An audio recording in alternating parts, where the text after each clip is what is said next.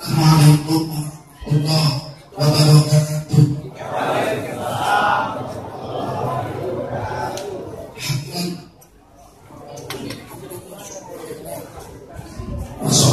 Wassalamualaikum warahmatullahi wa ala alihi wa sahbihi wa barakatuh.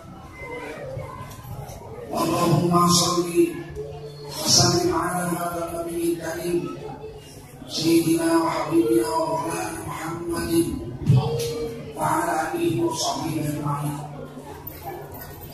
Amma ba'du. Qala Allah ta'ala fi kitabihil karim A'udzu billahi minasy syaithanir rajim. Bismillahirrahmanirrahim.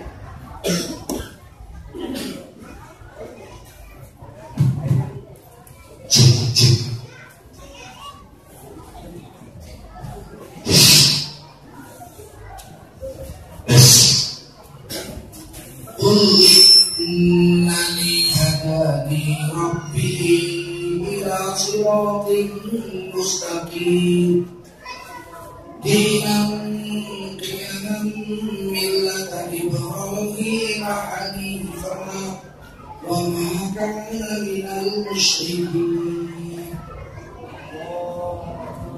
Qul inna salati wa nusuki wa mahyaya wa mamati lillahi rabbil alamin la syarika lahu wa bidzalika umirtu wa ana awwalul muslimin.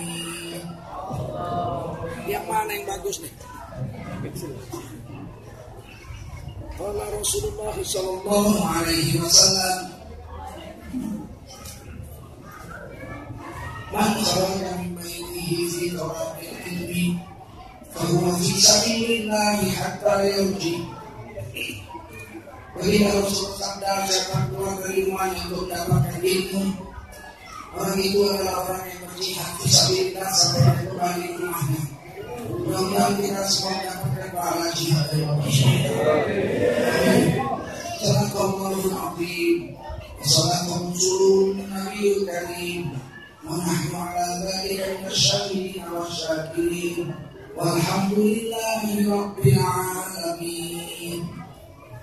Para teman-teman guru yang berhadir, khususnya ustaz kita Bapak Haji Asyik Aruna yang dimuliakan oleh Allah SWT, para umarok yang berhadir, ada ketua fraksi, anggota DPRD, ketua beliau yang berhadir pada Indonesia, Bapak Camat Kulbang, Bapak Ibu-Ibu hadirin walhamdulillah yang dimuliakan Allah SWT. Wajib kita bersyukur kepada Allah SWT. Salawat dan salam kita sampaikan untuk baginda Rasulullah SAW. Alhamdulillah yang datang banyak, baiknya yang bagus.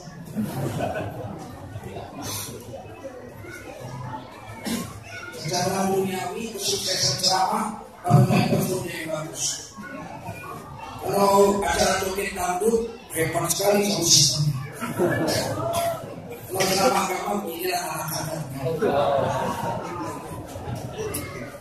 Ini pelajaran bagi kita.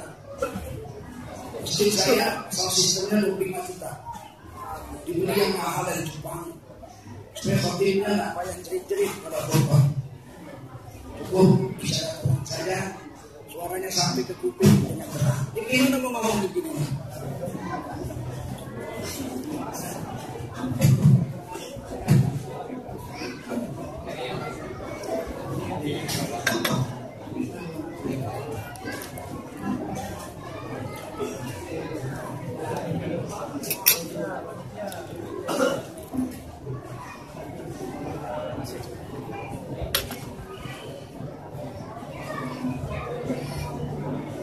Malam ini kita berkumpul untuk membuat apa?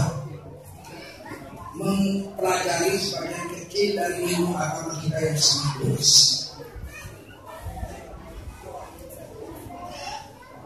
Allah SWT menciptakan banyak makhluk. Ada 18.000 jenis makhluk yang sudah diketahui oleh manusia. Yang belum diketahui banyak lagi.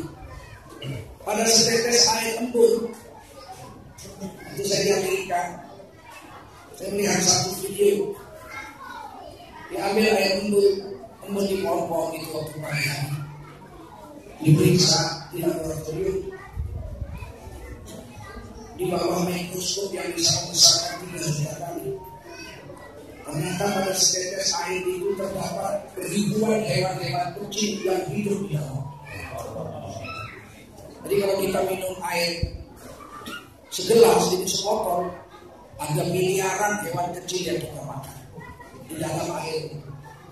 Makanya orang kalau ada air bisa bertahan 14 hari tidak mati kalau ada air walaupun tidak makan.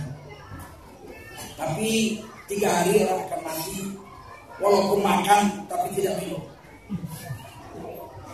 Dan ternyata air itu mengandungi banyak mineral dan binatang mikroba halus.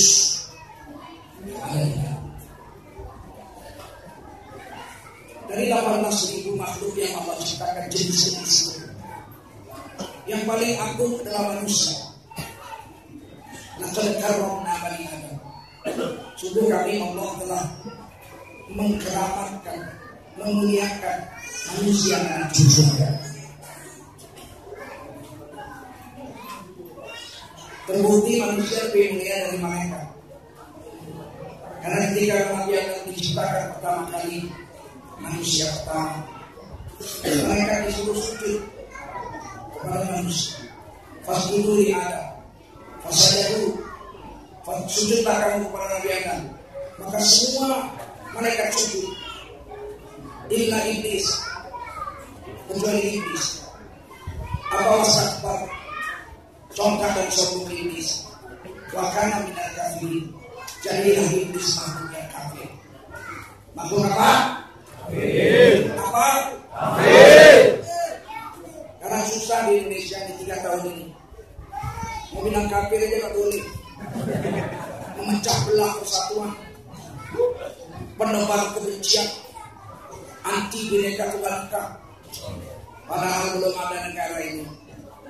Kata kafir 14 abad yang lalu sudah ada di dalam kitab suci Al-Quran. Betul? Kata kafir itu bukan maunya kita.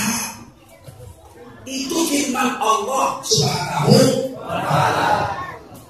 Bagaimana yang mau menghapusnya dari Quran? Pandai-pandailah berceramah. Kalau ada kata-kata kafir, hindarkan. Bagaimana menghindarkannya? Dibikinnya di jalan raya, Pak. Macet di sana belok dari sini ini. Ini Quran. Kalam Allah yang agung. Betul? Betul.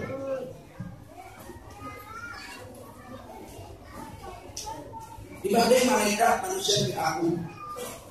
Dibanding dengan jin, manusia lebih agung.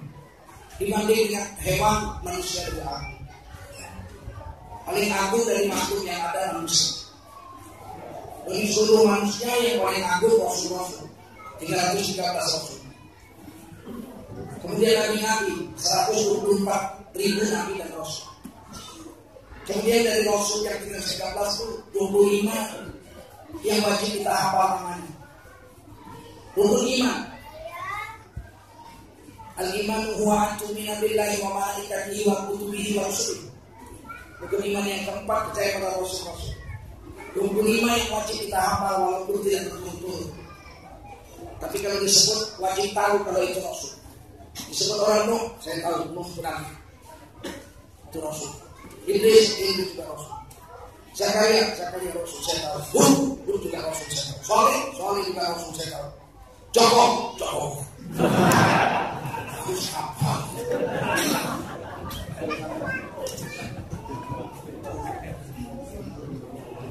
Dari 25 Rasul itu 5 disebut Rasul ulul azmi, Rasul yang paling menderita untuk umat. Nabi Nuh, ulul azmi yang pertama Nabi Nuh, umur 480 dilantik jadi Rasul. Umur 900 tahun banjir, bandang, dahsyat datang, manusia mati semua yang kafir. Umur 950 tahun Nabi Nuh wafat. Nabi Nuh dakwah 470 tahun, lailan wan nahar, malam dan siang. Satu-satunya Nabi yang disebut dalam Quran dakwah malam dan siang, Nabi Nuh. Kalau Nabi Muhammad dakwah siang, malam tahajud. Wa minal laili fatahajjah bihi nafilatan, malam tahajud, siang dakwah. Tapi kalau Nabi Nuh lailan wan nahar, malam dan 470 tahun dakwah malam dan siang. Hanya berhasil mengislamkan 80 orang. Artinya setiap 5 tahun dapat satu. 5 tahun dapat satu. Udah salah kalangan kiai ceramah 5 tahun cuma dapat murid satu. Udah berhenti nanti. Lebih baik jual cabai. Nabi Nuh tidak dibilang rasul yang gagal, tapi Nabi Nuh digelar rasul ulul azmi. Kenapa Nabi Nuh tidak berhasil sukses mendakwahkan agama? 470 tahun hanya 40 orang anaknya yang Islam. Yang paling bungsu, anaknya 4 Ham, Yafid, Sam, Kan'an kafir. Dan istrinya kafir. Dan para ahli sejarah ulama-ulama kita, sedikitnya orang masuk Islam didakwah oleh Nabi Nuh karena istrinya tidak ikut dakwah. Jadi Nabi Nuh dakwah itu ibarat terbang pakai sayap sebelah, mengepakkan sayap sebelah, susah terbang. Coba kalau suami istri itu mendakwakan agama seperti Nabi Muhammad SAW, tidak sampai 23 tahun, tidak sampai 23 tahun seluruh jazirah Arab masuk Islam. Kita ini kalau mau berhasil menegakkan agama itu harus suami istri. Kalau suaminya aja taat, istrinya bejat, pasti hancur pertama. Apalagi istrinya bejat, suaminya taat, lebih rusak. Suaminya nyikir, istrinya joget sama tukang.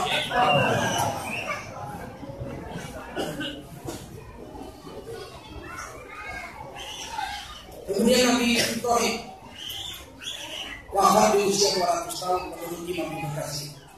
Kemudian Nabi Musa, kemudian Nabi Isa, kemudian Nabi Muhammad SAW. Nabi Muhammad SAW mengatakan dalam hadis Bukhari Muslim, "Ana sayyidun nas wala fakhr." Dari seluruh manusia akulah pemimpin, tapi aku tidak congkak dan sombong gara-gara itu. Ana sayyidul mursalin. Dari 124.000 Nabi, 313 Rasul, 25 Rasul pilihan, 5 ulul azmi, akulah pemimpin yang penghulu. Wala fakhr, tapi aku tidak congkak gara-gara itu. Para ulama mengatakan Nabi Muhammad adalah afdalul makhlukat, makhluk yang paling afdal yang pernah Allah ciptakan di atas jagat raya. Seandainya ada makhluk yang lebih afdal dari Nabi, pastilah nama makhluk itu yang dituliskan Allah di samping nama. Kenyataannya yang ditulis Allah, La ilaha illallah Muhammadun Rasulullah. Tidak ada yang lain ditulis di samping nama Allah kecuali Nabi Muhammad SAW. Maka betullah ulama kita mengatakan Nabi Muhammad itu afdalul makhlukat, makhluk yang paling utama dari seluruh makhluk yang pernah Allah ciptakan.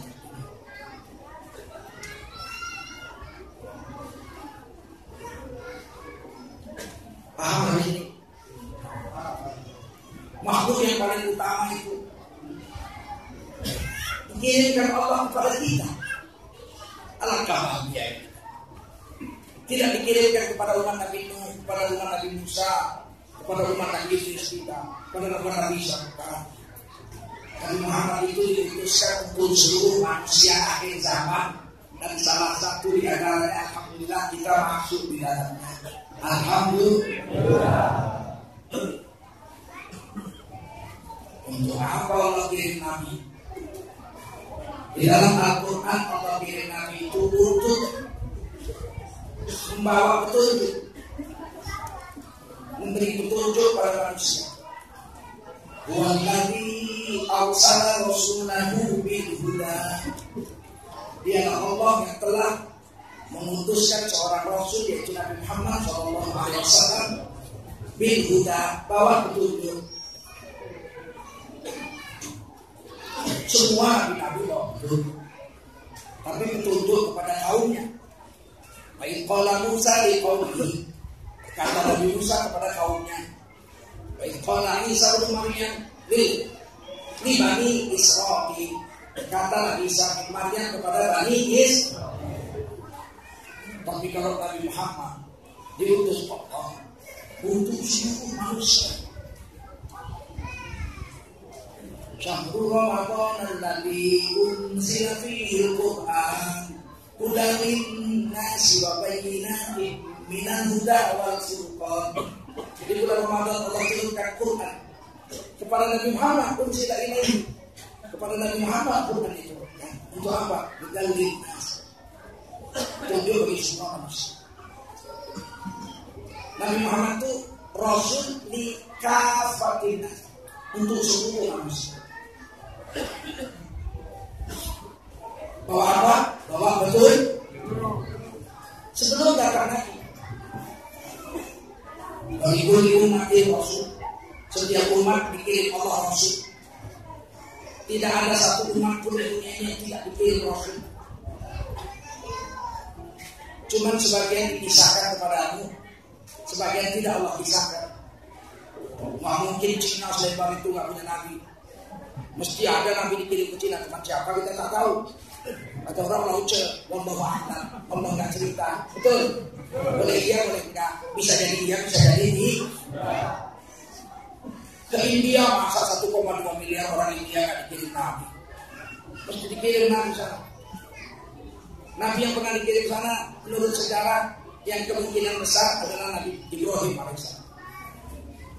Nabi Ibrahim itu lahir di Irak, dakwah di Irak, diusir kaumnya, mau dibakar oleh Namrud, kemudian nyebrang ke Palestina, ke Syam, Jordania, Palestina, kemudian dapat istri di sana, cantik cerita Siti Sarah, kemudian dakwah sampai Mesir, jumpa Raja Mesir, kemudian dikasih adik Raja Mesir kepada adik perempuan Raja Mesir, Kipti, kulitnya agak hitam, diberikan kepada Nabi Ibrahim. Nabi Ibrahim membawa perempuan ini. Ternyata dalam perjalanan pulang dari Mesir ke Palestina, istri Nabi Ibrahim jatuh cinta. Karena ternyata wanita ini siang kerja keras, ngambilin air, masakkan makanan, malam tahajud, berdoa, sama hebatnya dengan Siti Sarah. Maka Siti Sarah berkata, ya suamiku Nabi Ibrahim, kita kan sudah hampir 100 tahun kawin gak punya anak. Alangkah baiknya kalau kau kawini perempuan ini, mudah-mudahan dari perempuan ini nanti punya anak. Nabi Ibrahim gak tertarik dengan Siti Hajar, orang hitam. Istri pertama cantik jelita kayak bidadari. Di dalam kitab Qisasul Anbiya, Nabi tanya oleh sahabat, ya Rasul, siapakah wanita tercantik sedunia? Kata Nabi, Siti Hawa, istri Nabi Adam itu wanita tercantik sedunia. Diciptakan di surga dan tidak lahir dari rahim ibu. Diciptakan dari tulang rusuknya Nabi Adam. Sedangkan Nabi Adam khuliqat, diciptakan oleh Allah SWT langsung bi qudratihi. Idza arada syai'an ayyakula lahu kun langsung. Jadi Siti Hawa dengan Nabi Adam itu perutnya nggak ada lubang pusarnya, nggak ada lubang pusatnya, nggak ada. Untuk apa? Orang dia diciptakan kan dia lahir dari perut ibu, masa dibuang pula di lubang. Kalau kita memang ada, karena kita lahir dari rahim, di dalam perut kita makan dari pusat itu.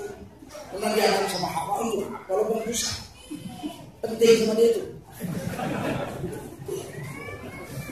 Mulus perut Nabi Adam.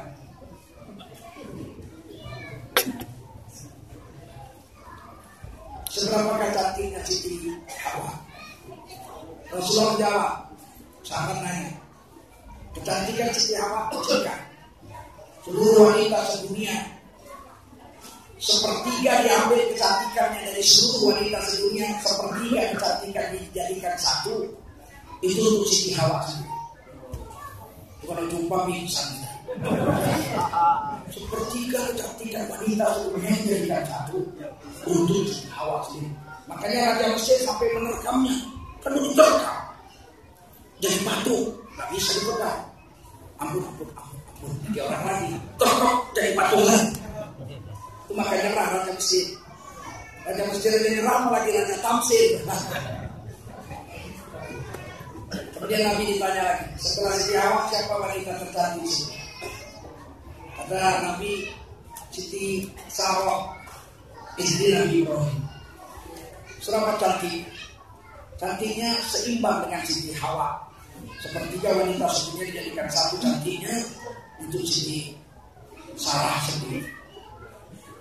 Tinggal sepertiga lagi, itulah ibu-ibu bagi 3 miliar orang. Kalau salah masa cantik bagi 3 miliar ya. Nah, akhirnya nikahlah Nabi Ibrahim dengan Siti Hajar. Punya anak Nabi Ismail.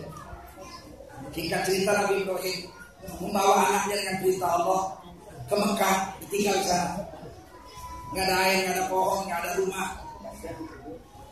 Tapi dengan izin Allah, kaki Nabi Ismail nepak pasir karena ibunya nyari air dari sofa ke marmah. Keluar dari sepak kaki Nabi Ismail itu air. Kemudian si Hajar mengeruk pasir, kumpul yang Sam-Sam yang ma'a, kumpul wahai air, jadilah air Sam-Sam yang tidak kering sampai Hajar. Kemudian Nabi Ibrahim dakwah pulang ke Palestina, bahwa istrinya dakwah menurut sejarah satu sumber. Beliau sampai ke India, mendakwah ke India. Di Palestina nama beliau Abraham, di Mekah namanya Ibrahim, di India namanya Brahma. Abraham, Brahma. Istrinya Sarah yang cantiknya seperti Dewi. Orang India menyebut Dewi Swati, Saraswati, istri Brahma. Mungkin Nabi Ibrahim sampai sana. Sebab selawat ini kelihatan. Allahumma sholli ala Sayyidina Muhammad wa ala ali Sayyidina Muhammad. Kama shollaita ala Sayyidina Ibrahim wa ala ali Sayyidina Ibrahim. Selawat kita itu kepada Nabi Muhammad dan kepada Nabi Ibrahim. Karena Nabi Muhammad untuk seluruh manusia, Nabi Ibrahim juga untuk seluruh yang lain, untuk kaum-kaumnya. Kalau Nabi Ibrahim itu untuk kaumnya aja. Dia orang Mesopotamia, orang Irak. Dakwah sampai ke Palestina, ke Jordan, sampai ke Mesir, sampai ke Arab. Ya kan? Ya betul itu kaumnya saja. Bani Israel, Bani Ismail dakwah semua orang dia. Nah, dari sini kelihatan. Ada orang mengatakan Rama itu dewa. Tapi orang Islam sebagian mengatakan Rama itu nabi. Wallahu a'lam. Kalau Allah tidak beritahu, kita nggak tahu. Paham? Tapi kata Allah, waktu itu diumatin Rasul. Setiap umat dikirim satu-satu Rasul. Wa ma kunna mu'adzibina hatta nab'atsa rasulah. Dan kami Allah tidak akan mengazab satu kaum sampai kami kirim dulu nabi ke kaum itu memberikan dakwah agama. Kalau mereka menolak, baru diazab. Kalau mereka menerima, diberi nikmat oleh Allah Subhanahu. Paham? Jadi paham. Semua nabi bawa petunjuk. Apa yang ditunjuki? Pertama yang ditunjuki adalah akidah, tauhid, keyakinan kepada Allah. Seluruh nabi-nabi dari Nabi Adam sampai Nabi Muhammad bawa tauhid, petunjuk. Seluruh nabi dikirim. Manusia punya fitrah, ada insting bahwasanya di alam semesta ini ada kekuatan yang nggak kelihatan dengan mata yang mengatur alam semesta. Oh, semua manusia yakin. Cuman karena Nabi belum datang memberi petunjuk, dia nggak tahu siapa penguasa alam semesta itu, namanya nggak tahu. Akhirnya mereka karang-karang namanya. menurut akal. Kita nggak bahas Nabi yang lain lah, bahas Nabi Muhammad aja waktu pendek. Untuk kita umat akhir zaman, Nabi Muhammad Shallallahu Alaihi Wasallam. Karena Nabi datang bawa petunjuk kepada semua manusia, dijumpai manusia. Manusia, itulah. Manusia. Tuhan kita namanya Allah. Sebelum Nabi Muhammad datang, sebelum agama datang, manusia sudah tahu ada penguasa alam semesta. Tapi karena Nabi belum datang, belum ngasih tahu namanya siapa, mereka karang sendiri. Misalnya orang Batak, di Tapanuli Utara ada orang Batak. Mereka tahu ada penguasa alam semesta yang ngatur dunia. Tapi karena Nabi belum datang, namanya mereka karang. Namanya apa dia karang? Raja Mulana Bolo. Raja Mulana Bolo. Raja yang sudah ada sebelum apa-apa ada. Sehingga mereka kalau berdoa mereka pamit. Oh, Raja Mulana Bolo. Sekuat-kuatnya. Karena dipikirnya Tuhan itu Raja Mulana Bolo di langit sana. Kalau nggak kuat nggak dengar.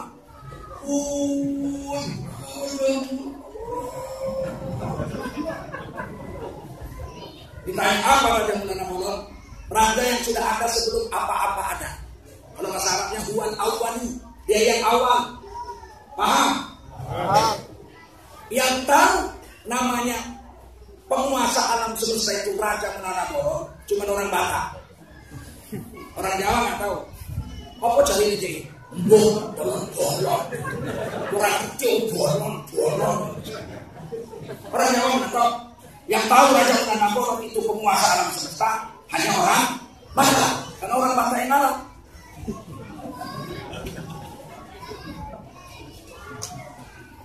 Kalau orang Melayu banyak, Mayajinya. Kalau Melayu saya, Mayajinya apa katanya?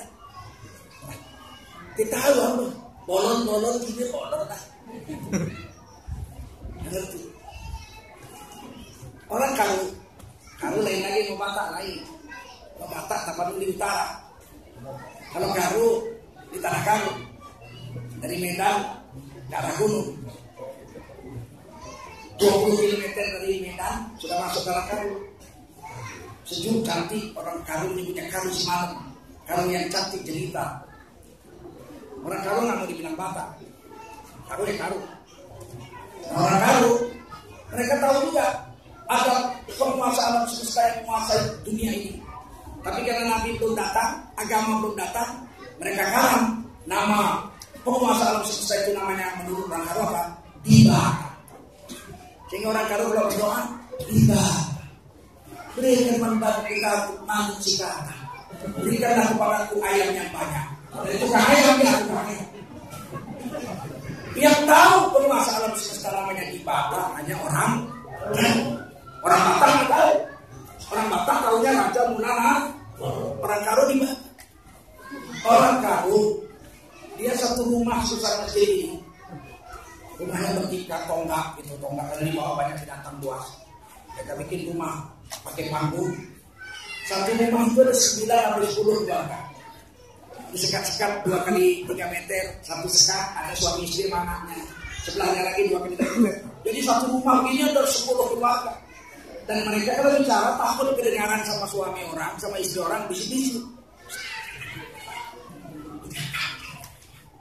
Sehingga orang Karu tidak pandai menjerit.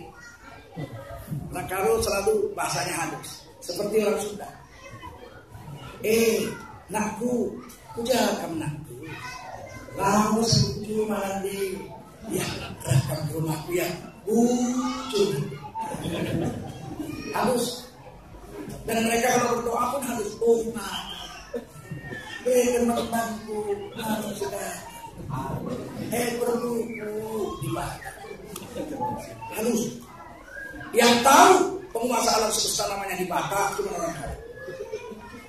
Orang Melayu pesisir Sumatera Timur dari mulai Aceh Utara, Aceh Uliri turun ke bawah, Aceh Bedung, Aceh Utara, bawah lagi Perlak, bawah lagi Langsa, bawahnya lagi Korasipa, Sumayu, Seruai, bawahnya lagi Langkat, Langkat itu Pulau Kampai, situ Pulau Kampai dan seterusnya. Ke bawah Muhammad Heri Berawan. Ke bawah lagi ada Anton Nabu, bawahnya lagi Karti Cermin, bawahnya lagi Syekh Lamdua, terus sampai ke Riau, sampai ke Jambi, sampai ke Nusa Sumatera Selatan. Dulu sebelum ada keamanan ini yang kita sudah percaya ada kekuasaan yang nggak nampak yang mengatur alam semesta ini. Karena belum datang Nabi, mereka kalah namanya. Siapa namanya mereka buat? Tuhan. Apa katanya? Tuhan. Lepaskan daku dari nisaku. Lepaskan daku dari nisaku. Dah 3 tahun ini mati, tak ada ganti lagi. Yang tahu penguasa alam semesta namanya Tuhan hanya orang lah. Orang Batak atau orang Inggris lagi mana tahu apa itu Tuhan, tak tahu.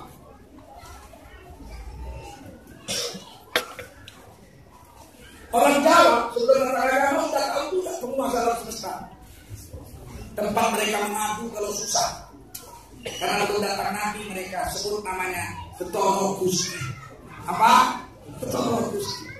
Jadi kalau dia susah-susah perlu dia sebut Ketoro Gusti. Kulo nyuwun pangestunipun, Ketoro Gusti. Yang tahu nama penguasa alam semesta Ketoro Gusti hanya orang Jawa. Orang Batak nggak tahu. Paham? Orang Cina Tien, Waya, Ayah, Tien. Orang Inggris Go, apa? Go. Kalau susah-susah, oh my God. Kalau orang Jawa tanya, apa God? God itu, God itu. Wadah itu, God itu. Yang tahu penguasa alam semesta namanya God itu cuma orang ini. Datang Nabi, jumpai Nabi manusia. Tuhan kita namanya Allah. Siapa? Allah. Dari mana Nabi tahu? Nabi bilang Allah berfirman kepada aku, telah dikirimkannya wahyu. Dibaca Nabi lah, innani anallah, sesungguhnya aku adalah Allah. La ilaha illa ana, tiada sesembahan yang layak disembah kecuali aku Allah. Fa'budni, maka sembahlah olehmu akan aku. Dakwahlah Nabi, dakwahlah sahabat Nabi ke seluruh dunia. 64 kuburan sahabat Nabi di Moskow. Minus, kalau di minus 25 derajat Celcius. 25 sahabat Nabi di Moskow. Satu di Sumatera, di Barus, Syekh Mahmud namanya. Satu di India, Muhammad bin Abu Bakar As-Siddiq radhiyallahu anhu. Muhammad Al-Qasim bin Abu Bakar As-Siddiq radhiyallahu anhu di India kuburannya. Diteruskan dari tabi'in sampai kepada kita. Sekarang ini setelah Nabi menceritakan nama Tuhan kita Allah, sudah sampai dakwah ke seluruh dunia. Dari 7,2 miliar penduduk dunia, 1,7 beragama Islam. Tidak peduli mau orang Batak, mau orang Karo, mau orang Tengger, mau orang Papua, mau orang Prancis, mau orang Inggris, mau orang Eskimo, mau orang Indonesia, mau orang Australia, Melayu kah, Batak kah, pokoknya selalu dari Islam. Asal ditanya, siapakah nama Tuhanmu? Apa jawab kita? Allah. Itulah petunjuk yang dibawa Rasul. Nama zatnya Allah, Ismu Zat. Sedangkan nama sifatnya lebih 120 yang dikumpulkan ulama. 99 ditulis dalam satu hadis. Wallahul ladzi la ilaha illa huwar rahmanur rahim al-malikul quddus salamul mu'minul muhaiminul azizul jabbar sampai wa huwa samiul basir 99. Wa man ahsaha dakhala jannah. Siapa yang hafal 99 nama Allah, masuklah dia ke surga Allah Subhanahu wa ta'ala. Tapi nama Allah sifatnya tidak 99. Rob yang dibaca tiap sholat, alhamdulillahi rabbil alamin. Rob itu tidak masuk yang 99. Kalau tambah Rob, nama Allah 100. Tambah yang lain, Mannan ya Annal ya Mannan ya Qadimal Isam.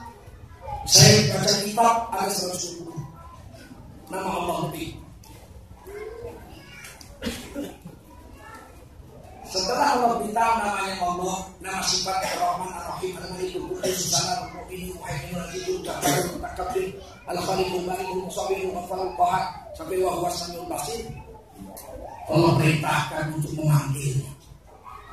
Pada siapa Allah perintah? Kepada Nabi. Qul, katakan hai Nabi kepada umat muslim. Ud'ullah, panggillah Allah. Qul id'ullah, katakan hai Nabi kepada umatku semua, panggillah Allah. Bagaimana memanggil Allah?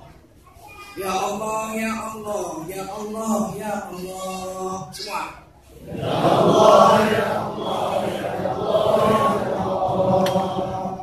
Ya Allah, ya Allah, ya Allah, ya Allah. Ya Allah, ya Allah, ya Allah, ya Allah. Kalau kita susah-susah, ya Allah. Kalau kita senang-senang, ya Allah. Bersabar kita dalam cobaan, ya Allah. Berikan kepada sabar. Lihat pemerintah 3 tahun ini menderita, ya Tuhan. Ya. Berikan kesabaran. Ya Allah. Awidul Rahman, atau panggillah ya Rahman, ya Rahman, ya Rahman, ya Rahman. Ya Rahman, ya Rahman, ya Rahman, ya Rahman. Yamma tad'u falahul asmaul husna. Yang manapun kau panggil nama Allah itu, semua nama Allah bagus belakang. Ini surah Bani Israil atau surah Al-Isra ayat 110. Nama yang Allah beri kepada Nabi dan kita sampai kepada kita semua, kalau kita sebut bernilai ibadah. Fadhkurullah yadhkurkum. Kalau kau sebut nama Allah, Allah sebut namamu. Fadhkurullah yadhkurkum. Kalau kau ingat Allah, Allah ingat padamu. Zakar itu bisa ingat, bisa sebut. Kalau kau sebut namanya, ya Rahman, disebut Allah nama kita. Zulkarnain, anak Anisa, putra Rafiuddin, disebutnya nama. Alhamdulillahirabbil alamin. Hamadani abdi, dipuji hambaku akan aku. Paham? Karena nama itu apa yang beritahu.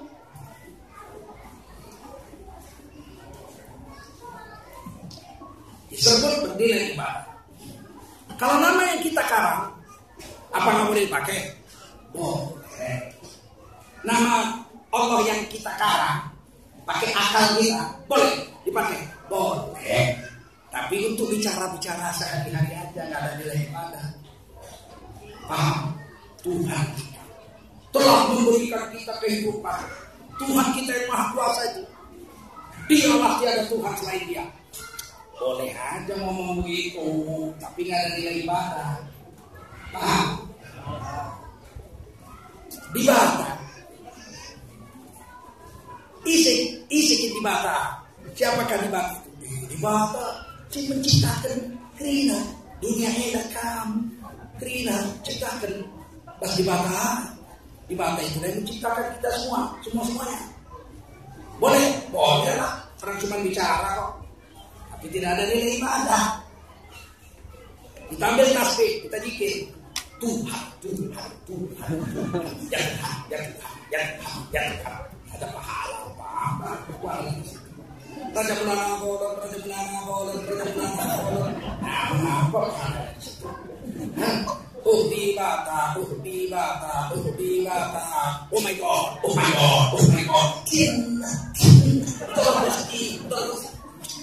Tidak ada nilai ibadah apa di situ. Kenapa? Karena nama itu kau karang di sini, bukan dari Allah Subhanahu. Benar apa? Nampak bedanya petunjuk dengan akal?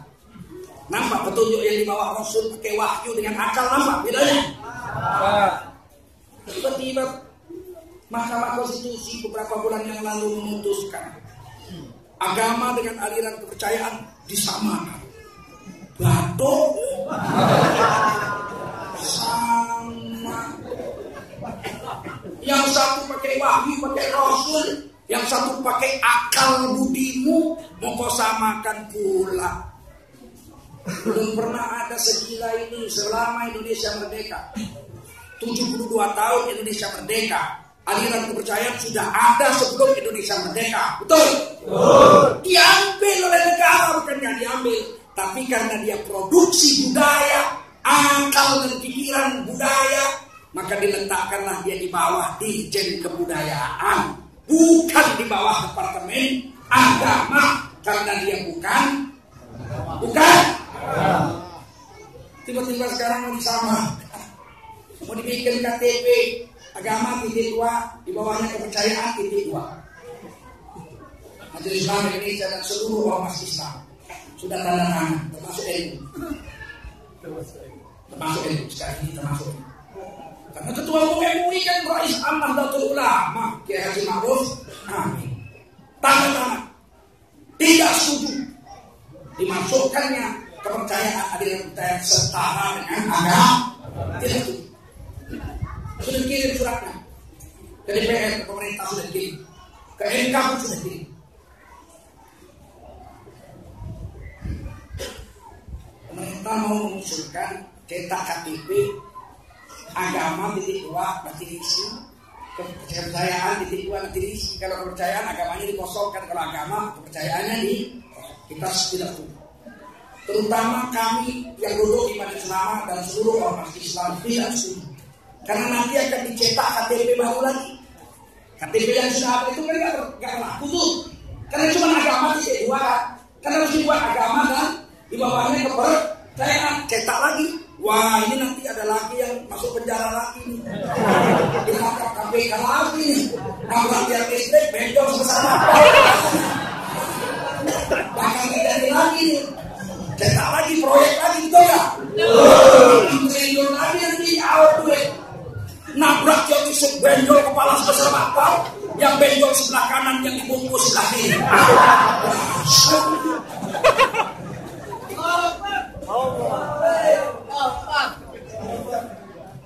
Mereka mengatakan keputusan Mahkamah Konstitusi final dan mengikat tak boleh diubah.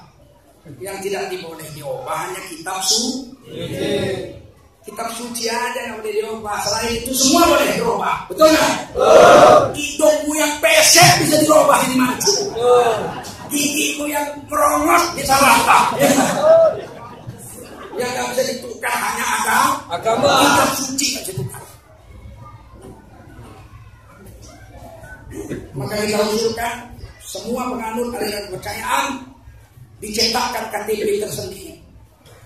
KTP kita udah yang itu yang warna biru dengan agama titik 2, paham? 6 agama di situ, Islam, Kristen, Protestan, pokoknya agama. Sementara yang aliran kepercayaan yang nggak mau mengakui agama dicetakkan KTP baru, mungkin warnanya lain lah, jangan biru, merah kah, hitam kah, jangan saja lah. Kita nggak mengurusi pokoknya, jangan sama, paham? Ada yang nolak. Sebagian mereka bilang, wah kalau beda KTP itu diskriminasi. Tidak, paspor beda-beda, betul? Ada paspor hijau, ada paspor dinas, ada paspor biru, betul nggak? Kenapa nggak dibilang diskriminasi? Paspor warnanya beda-beda kok, betul? Kenapa KTP harus sama? Kan kalian sendiri membedakan diri, nggak mau ngaku agama, betul? Ini kalian semua harus buka akal mata pikiran. Jangan dikit-dikit cerita politik. Di masjid ada cerita politik. Jadi cerita politik di night club, di rumah peraturan, di masjid nggak boleh cerita politik. Ini politik untuk kelangsungan agama untuk anak cucu cicing kita sampai hari dia dijamin oleh pasal 28 Undang-Undang Dasar 1945 kemerdekaan berkumpul dan mengeluarkan, dan dijamin di pasal 29 ayat 2 negara menjamin negara untuk memeluk agama dari kepercayaan dan menjalankan agama dari kepercayaannya masing. Kepercayaan agama dari kepercayaan, bukan agama dari aliran kepercayaan. Agama garis miring kepercayaan, agama Kristen kepercayaannya Katolik, agama Kristen kepercayaannya Protestan, walaupun Tuhannya sama, nama Tuhannya sama, nama nabinya sama, kitabnya sama, tapi garis miring itu membedakan yang sesuai dengan itu. Islam garis miring kepercayaannya mazhab Syafi'i, Islam garis miring kepercayaannya Hanafi. Paham? Bukan Islam garis miring Sabto Dharma. Wah, yang percaya buka Tafsir Undang-Undang 1945 buka. Kepercayaan di situ adalah kepercayaan yang berkaitan dengan agama, bukan kepercayaan yang berdiri sendiri terlepas dari agama. Jadi kita ini memang rupanya guru saya karena kau jangan Quran hadis saja kau tahu. Quran hadis itu kau perlu pelajari. Sholat, zikir, baca Quran itu fardu ain, mesti kau tahu itu, karena kalau kau nggak tahu kau berdosa. Cara hukum itu kau harus tahu itu, kalau kau nggak tahu berdosa. Karena itu hukumnya fardu ain. Tapi ilmu dunia itu fardu kifayah. Ilmu berita, kalau sebatang ini ada yang pada berita orang Islam, dilaknat Allah sebatang ini. Bagaimana mau menghitung zakat, mau menghitung warisan, kalau tidak ada yang pandai berita. Satu batamnya harus ada yang jadi dokter, perempuannya orang Islam. Kalau enggak nanti istri kita melahirkan, siapa yang nolong? Maka menjadi dokter itu fardu kifayah. Ngerti? Mesti ada satu batam ini yang bisa menulis dan membaca. Kalau kita hukum semua berdosa orang Islam 10 batam ini. Karena menulis dan membaca itu fardu kifayah. Ngerti? Bolehkah bicara politik yang berkaitan dengan membela agama di masjid? Wajib kok boleh. Wajib, betul nggak? Di mana lagi kita mau bicara? Kalau nggak di masjid ini. Dulu Nabi semua ceritakan di masjid. Sedekah ceritakan masjid, perang diceritakan masjid. Betul nggak? Nggak ada gedung lain. Gedung yang besar cuma Masjid Nabawi. Betul. Ini sekarang kita udah dicekoki sama gaya-gaya PKI. Angan bawa aja mah. Jangan bawa aja mah. PKI kok. Allahu Akbar.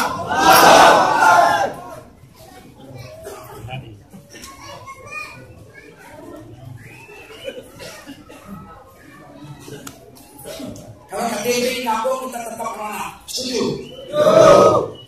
Maukah Anda semua turun ke jalan menyatakan penolakan kalau pemerintah ngotot mau menyamakannya? Takbir. Saya bukan provokator. Saya meminta kita semua mencegah amar ma'ruf nahi munkar. Betul? Melaksanakan amar ma'ruf nahi munkar.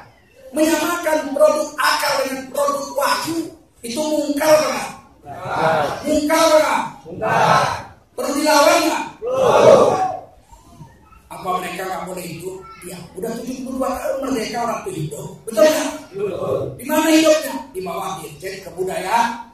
Kok sekarang mau pindah ke Departemen Agama? Nanti matinya susah juga. Negara nggak akan mampu mengakomodasi keputusan MK, tidak akan mampu. Sekarang ini ada 600 aliran kepercayaan. Kalau semua disetarakan agama, pemerintah harus menyediakan 600 kuburan untuk 600 aliran kepercayaan. Sanggup nggak pemerintah? Ya. Menyediakan beras saja impor 500.000 ton, menyediakan garam menjadi 3,7 juta ton impor. Betul nggak? Laut kita panjangnya nomor 2 terbesar di dunia, 99,100.000 kilometer. 99.100 kilometer seluruh Indonesia ini lautnya. Garam impor tahun ini 3,7 juta ton. Orang Madura merah, tuh garam kok ini. Tuh saya orang Madura nak sekolah apa pandai kita. Sampai sekolah sampai dokter mau goblok.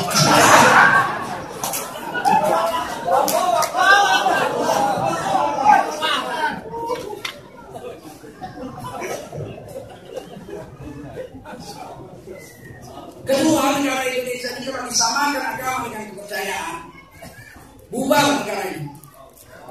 Kenapa bubar? Karena lagi orang kerja. Suami udah mandi pagi, makan sarapan, dikasih istrinya bajunya 5 baju untuk apa? Kerja hari ini pergi. Kenapa? Mau ditambah. Ditambah aman. Di rumah kita. Besok kerja bang? Enggak. Hari ini kalender merah Isa Al-Masih. Kenaikan Isa Al-Masih. Libur lagi? Libur. Besok kerja bang? Enggak, ini hari ini ada Isa. Kerja? Enggak. Itu besok kerja? Ah, ini hari nyepi. Hari raya nyepi. Besoknya kerja bang? Udah habis ini 6 hari raya ini kok khusus sudah semua udah. Ini hari ini kerja kak? Enggak, ini hari raya Sabtu kamu. Ibu. Besoknya, oh ini hari raya Sunda Wiwitan. Soalnya dibuka istrinya kalender merah semua. Ini nggak ubah. Betul. Itu kayak rasa. Betul ya. Ini harus cerita sekali.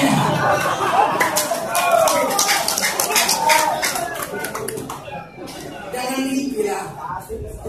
Gak usah lah mimpi. Gak usah sok kemanusiaan ini. Yang boleh dijadikan kemanusiaan yang adil dan kalau bukan agama ya jangan diletakkan di agama. Aliran kepercayaan itu produksi budaya, letakkan di budaya.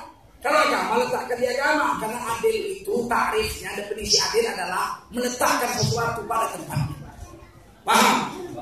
Adil adalah meletakkan sesuatu pada. Kalau Pak Imam jadikan imam. Berarti kalau tukang parkir kerjanya jadi jaga parkir, jangan dibalik. Pak Imam gantian, Pak Imam hari ini jaga parkir, tukang parkir jadi imam. Keselema lah bacanya. Loh saya ini tukang parkir, Pak, enggak apa-apa, kita kan tuker-tuker supaya merata. Jadi imam dibantai jangan lagu ijaja anasullahi wal fatwa woi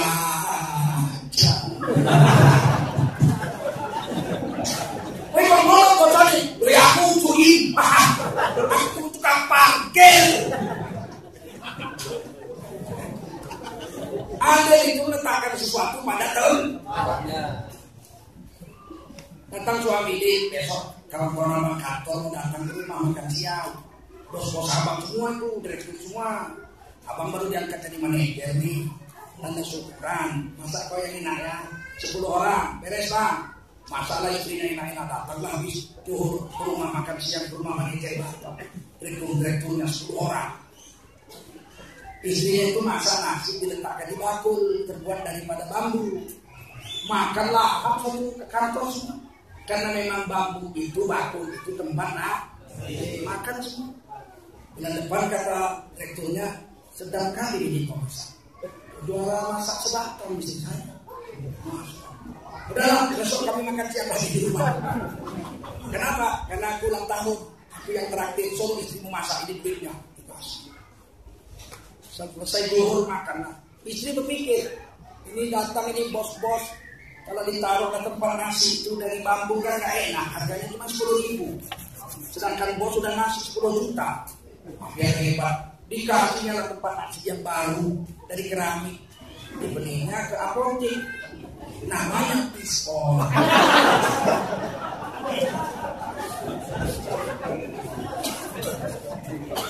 Itu masuk tadi ya bos-bosin. Kata suaminya silakan makan Pak, silakan Pak, silakan. Ini baru di bisnis saya Pak, keramik Pak. Ini running baru pertama nih. Oh ya apa aja yang makan kami gas. Karena itu pistol tempat kencing, tempat buang air besar, bukan tempat istri Anda telah berlaku sorry. Karena tidak meletakkan sesuatu pada adil itu meletakkan sesuatu pada nggak salah lah negara kita, orang kita meletakkan Pancasila itu.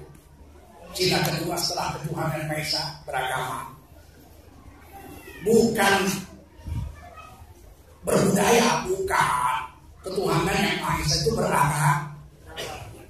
Lalu yang kedua kemanusiaan yang adil dan manusia yang meletakkan sesuatu pada tempatnya dan berada. Kalau bukan agama jangan dibilang agama. Kalau budaya bilang budaya. Kalau agama bilang agama.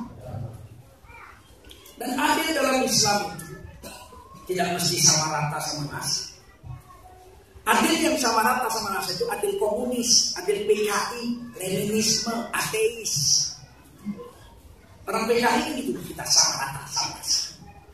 PKI dalam Islam, kalau sama rata bukan adil, zalim. Saya mau minum kopi susu, minum kopi, airnya segelas, kopinya 2 sendok, gulanya 1,5 sendok, diaduk, minum, jelas lebih enak. Itu adil dalam Islam. Kalau adil PKI, bikin kopi gelasnya, airnya segelas, kopinya segelas, gulanya segelas, aduklah kalau nggak mati beli.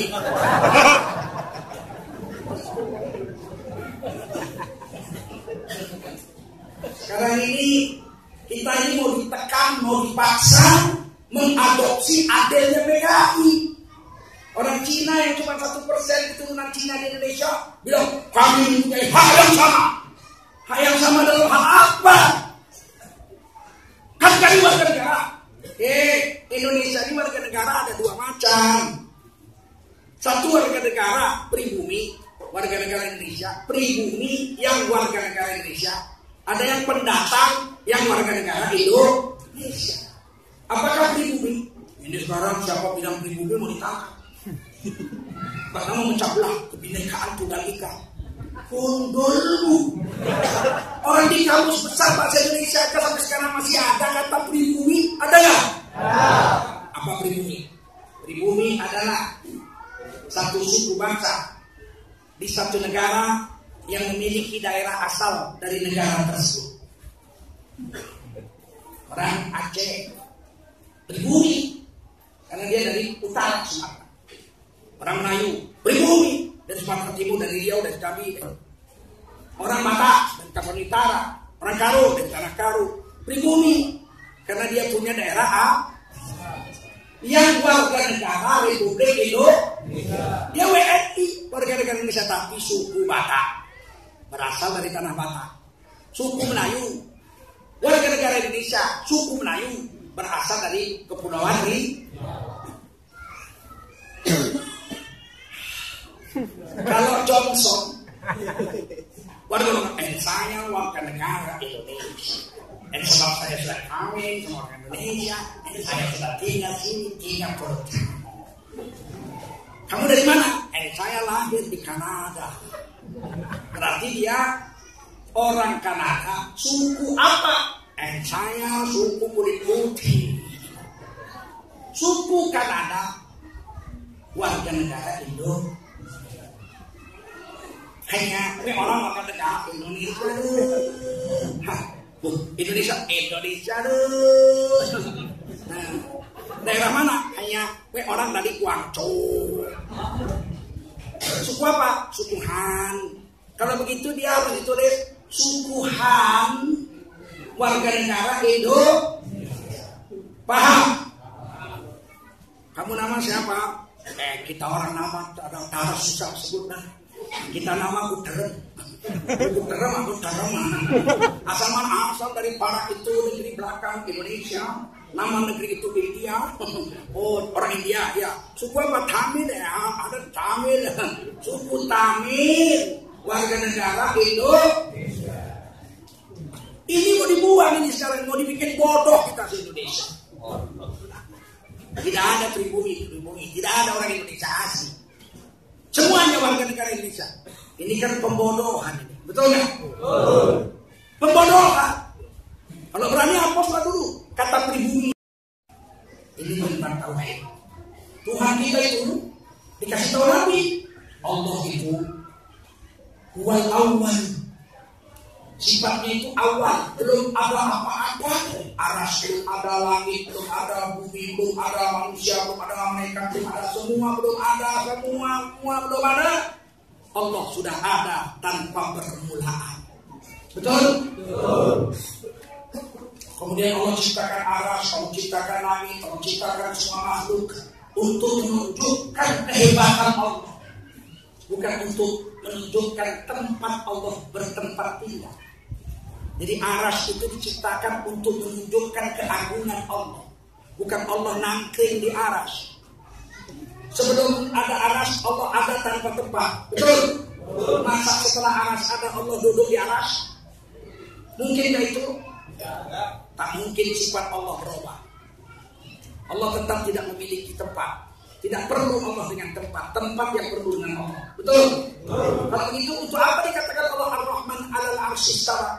Tuhanmu Allah yang Maha Pemurah di atas aras. Bukan bertempat, tapi ditakwil dengan ayat lain menurut ulama mutakhirin, wa huwa rabbul 'arsyil 'azim. Alhamdulillahi rabbil alamin. Rabbul alamin, rabbul 'arsyil 'azim. Allah yang mencipta dan mengatur semesta alam. Allah yang mencipta dan mengatur arasnya. Menurut pendapat ulama mutakhir. Kalau ulama salaf, mereka tidak mau isbat. Apakah istawa di atas arsy? Ulama salaf akan mengatakan tidak tahu kan artinya. Hanya Allah yang tahu. Biarlah begitu saja. Jangan tanya-tanya, jangan bahas-bahas. Kami tidak tahu artinya, serahkan sama Allah. Nanti hari kiamat baru kami tahu apa artinya istawa. Alif lam mim, apa artinya? Tidak tahu, serahkan sama Allah. Nanti hari kiamat baru tahu apa alif lam. Tangan Allah tidak tahu. Yadullah, tangan Allah tidak tahu, serahkan Allah. Fauqa aydihim, di atas tangan-tangan orang kafir. Maka oleh karena itu kita wajib mengartikan tangan Allah itu adalah tangan, tanpa harus membayangkan tangan. Begitu kata orang yang mengaku salafi sekarang. Saya tanya, jujur gue jawab. Jujur gue jawab. Bisakah kalian mengatakan Allah punya tangan tanpa membayangkan tangan? Siapa yang bisa? Coba. Tunjuk tangan, jujur. Saya mengatakan Allah punya tangan, tangannya dua, tapi tidak membayangkan tangan. Siapa yang bisa? Ada yang bisa? Jadi hidup ini harus kenyataan, jangan tipu-tipu. Paham? Pilih dua aja. Pendapat salaf tidak tahu artinya, serahkan sama Allah. Pendapat khalaf ditakwil dengan ayat yang tidak mutasyabihah. Ya iblis, ma mana'aka antas juda bima khalaqtu biyadai. Hei iblis, apa yang menyebabkan kamu menolak sujud kepada makhluk yang menciptakan dengan kedua tanganmu? Kalau ulama mutakhirin mengatakan dengan kodrat dan iradah. Ulama salaf mengatakan tidak tahu artinya, serahkan sama Allah saja. Nanti hari kiamat baru tahu. Paham? Itu yang namanya biqauli isbat. Bukankah Imam Maliki mengatakan istawa maklum?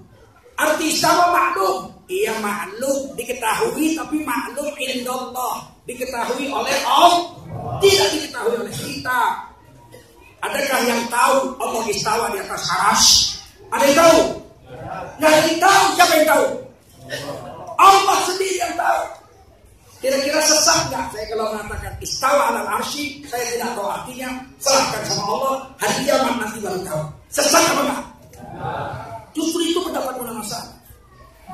Jangan dibahas-bahas, nanti sesat kita. Tuhan turun ke langit dunia setiap sepertiga malam. Sampai azan subuh Tuhan kembali ke arah. Apa itu maksudnya? Tidak tahu. Serahkan sama Allah. Hari kiamat baru tahu. Betul nggak? Oh maksudnya memang untuk turun. Allah dari aras bertempat di aras. Kalau udah sepertiga malam turun ke dunia. Nanti kalau azan subuh balik lagi ke arah. Kapan baliknya? Azan subuh nggak berhenti. Kapan baliknya? Azan subuh di Papua. Mereka pemimpin awas bilang, pulang Tuhan, jangan sabar. Belum. Masih ajan, pulang Tuhan. Sabar dulu, Jawa belum. Jawa ajan, Sumatera belum, Sumatera ajan, India belum, India ajan, Arab Saudi belum, Arab ajan, Maroko belum. Maroko ajan, Amerika belum. Amerika ajan, Australia belum, Australia ajan, Papua belum, Papua ajan, Sulawesi belum. Maknya, kemudian Tuhan bilang, diambillah arasnya sama Sundopong. Makanya ulama salaf tidak mau bahasnya. Paham? Apakah Allah turun? Turun, maksudnya turun? Tidak tahu. Yang dibilang betul-betul turun dengan sahnya. Nah, jangan kau pandai-pandaian. Gak ada ulama salaf mengartikan begitu. Bukankah arti nuzul itu makhluk? Iyalah, arti turun itu makhluk. Tapi kalau Allah turun, itu yang maklum, yang mengetahuinya hanya Allah. Kita tahunya? Nggak tahu. Sebetulnya nggak boleh dibahas, nanti pening kepalanya. Banyak yang masih jadi gila. Belang-belang dingin.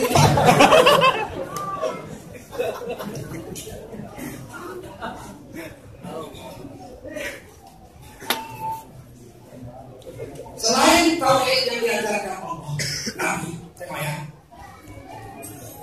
Selain Nabi mengajarkan tauhid, Nabi mengajarkan syariat. Mengajarkan apa? Mulai cara ibadah, cara berdagang, muamalah, cara nikah talak itu, sampai cara menghukum pidana. Judi apa hukumannya, zina apa hukumannya, namanya jinayah, hukum pidana. Pokok-pokok permasalahan tidak berbeda. Misalnya sholat subuh, Imam Hanafi, Imam Syafi'i, Imam Maliki, Imam Hambali sepakat. Sholat subuh 2 rakaat, sepakat nggak? Yang nggak sepakat, ada yang pakai kunut subuh, ada yang nggak pakai kunut. Itu suruh, itu nanti tidak ada masalah. Yang penting sholatnya tetap 2 rakaat, tetap sama rukun-rukun itu. Tapi ada kunut bukan rukun, kunut hanya sun. Imam Hanafi bilang tidak sunat. Imam Maliki sebagian dengan Imam Syafi'i bilang kunut subuh sun. Imam Hambali bilang kunut subuh tidak sunat. Ya sudah, kok berantem? Saya mau kunut subuh, bikin. Menurut kau apa sunat? Bikin. Aku tidak sunat, kau bisa bikin. Masa gara-gara itu masuk neraka? Ada gara-gara itu masuk neraka? Nah, kalau gitu kita bikin masjid baru aja. Yang sama kunut dan sini tidak begitu. Mati yang berkunut, yang nggak berkunut nggak mau datang, biarin mati. Akhirnya mati yang salah sini nggak mau datang. Oh, aliran muda nggak usah datang. Giliran si Allah mati, keluar datang. Betul lah kita. Itu paham? Imam Ibnu Taimiyah dalam kitab Majmu' al-Fatawa mengatakan, kalau imamnya itu berkunut subuh, maka wajiblah makmumnya mengaminkan kunut imamnya, karena imam diangkat untuk diikuti oleh makmumnya. Paham? Ngerti? Kita selesai. Mau sholat, tahiyat, tunjuk tangan, ya kan itu cuma ranting-ranting aja. Yang satu tunduk begini aja, bergerak sekali aja. Asyhadu an la ilaha illallah, sekali aja isyarat. 20 hadisnya sahih. Ada yang hasan.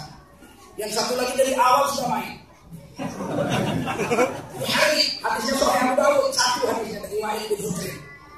Sudahlah, pokoknya ada hadisnya. Jangan pulang dia begini-begini kalian tangkap pulang. Biarlah, paham? Dia ada hadisnya sahih Abu Dawud dari Wa'il bin Hujr. Sedangkan yang sekali bergerak ini hadisnya 20 hadis. Kan sama-sama punya hadis, ya sudah kalau sama-sama punya hadis, siapa yang berantem? Yang satu begini, yang satu begini. Boleh, nggak usah berantem, asal jangan begini lah ya sholat.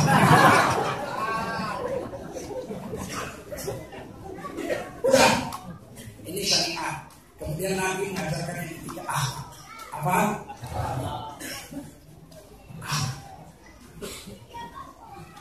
Ini bu'istu lil-utammima makarimah akhlak.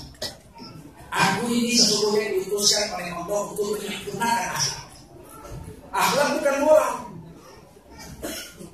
Cuman bahasa ini kan kurang lebih. Dalam bahasa Inggris, akhlak itu yang bisa menampung arti akhlak itu walaupun tidak sempurna, sebagiannya yang moral lah. Tapi moral sama dengan akhlak. Akhlak itu ukurannya Allah dan Rasul. Sedangkan moral ukurannya manusia. Kalau ke laut pakai baju dalam aja, celana dalam aja sama BH, itu menurut manusia itu sudah bermoral. Justru kalau ke laut pakai jubah serban, diusir orang. Kau itu, FPI itu. Karena moral ukurannya manusia, sedangkan akhlak ukurannya. Nabi bawa akhlak, bukan bawa moral. Ngerti? Anak kita nggak mau sholat, umurnya udah 10 tahun, dipukul kakinya pakai rotan, itu berakhlak. membiarkan anak sampai umur 26 tahun nggak sholat, itu tidak berakhlak, walaupun mungkin menurut orang cocok. Kan sekarang banyak kita sama anak. Mau 10 tahun nggak sholat kita pukul, istri kita protes. Bapak gimana sih? Anak masih kecil kok dipukul, tidak bermoral. Giliran anaknya udah 26 tahun nggak sholat dipukul, bapaknya gimana sih? Anak udah besar kok dipukul. Jadi apa pokoknya?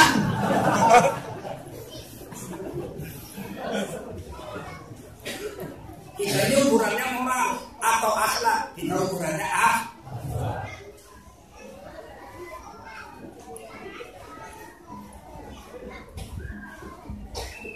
seorang perempuan pakaiannya cuma 2, nampak wajah, namanya pakai kerudung. Surah An-Nur ayat 31, wanita terima bersumuri anak diri, wajiblah wanita menutupkan auratnya dengan kerudung, nampak wajah dan telapak tangannya, tapi kerudungnya sampai dadanya. Anak diri, kerudungnya sampai dadanya. Jangan pakai kerudung cuma dililitkan di leher, macam ular kobra, nggak banyak, tidak cukup. Tapi nampak wajah dan telapak tangan, pakai kerudung sudah cukup. An-Nur 31. Kurang dari itu berdosa. Sempat nampak ketiaknya, nampak pusarnya, nampak lututnya, berdosa. Semua tubuhnya harus ditutup. Kepalanya ditutup kerudungnya sampai dadanya. Yang boleh nampaknya wajah dan telapak tangan. Ini berakhlak. Kalau ada perempuan udah umur 70, masih pakai rok pendek, tidak pakai kerudung, ya Allah, kucing aja dia udah nggak sehat. Kucing aja dia membuka ini.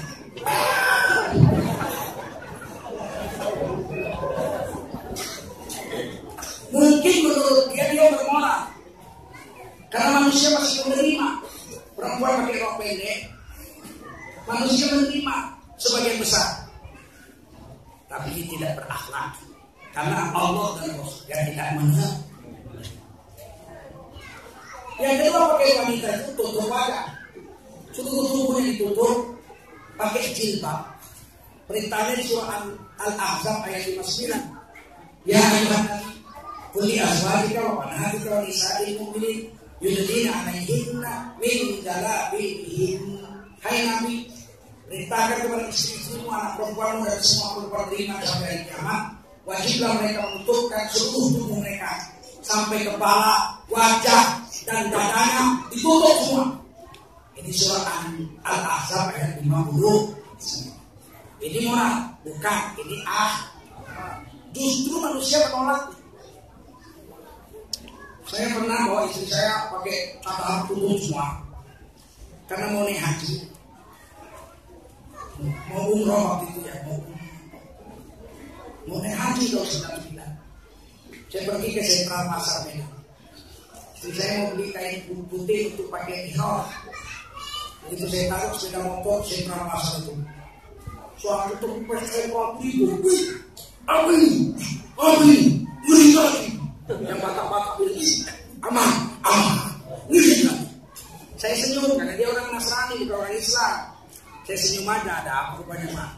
Ada apa ibu? Ngeri kali ya, kenapa harus ditutup? Ada hilang-hilang perempuan, kenapa harus ditutup? Saya lihat, aman, kenapa harus ditutup? Berarti dia mau tahu. Saya bilang, karena istriku ini barang berharga. Kata Nabi, ad-dunya mata, wa khairul mata'iha al-mar'atu sholihah.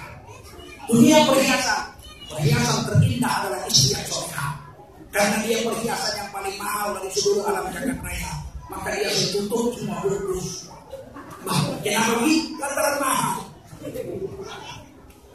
Permata itu kalau mahal, diletakkan dalam kotak, kotaknya dikunci.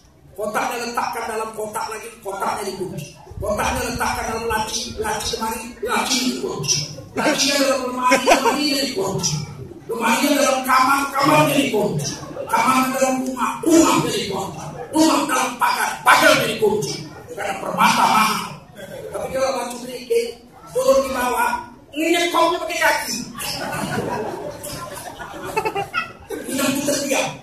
Kalau begitu aku batu kerikil.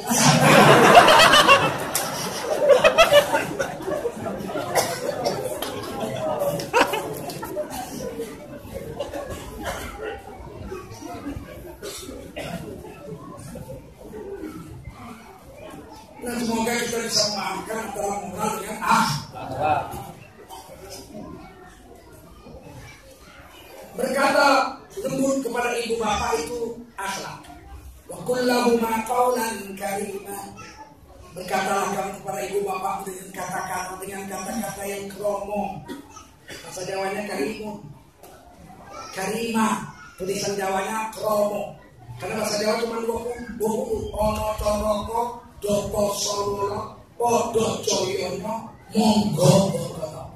Karimun, kromo. Ngomong sama orang tua pakailah bahasa yang kromo.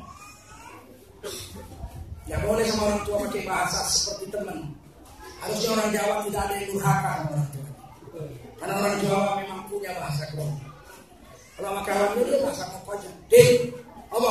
Ada beli, ada perlu modal, perlu macam, perlu mati. Ngomong sama kawan. Kalau ngomong sama teman yang agak tua, Mas, aja terbudi kenal, oh enggak. Tapi kalau sama orang tua harus pakai kromo Inggris. Nggak boleh sama orang tua pakai kromo. Nggak boleh pakai ngokok.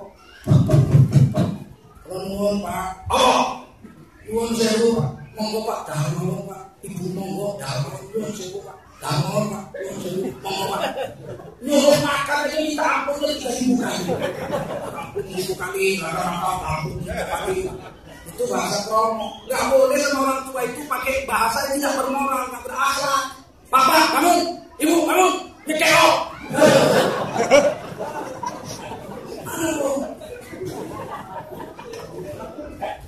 Jadi kita selain disuruh bertauhid, disuruh bersyariat, kita juga disuruh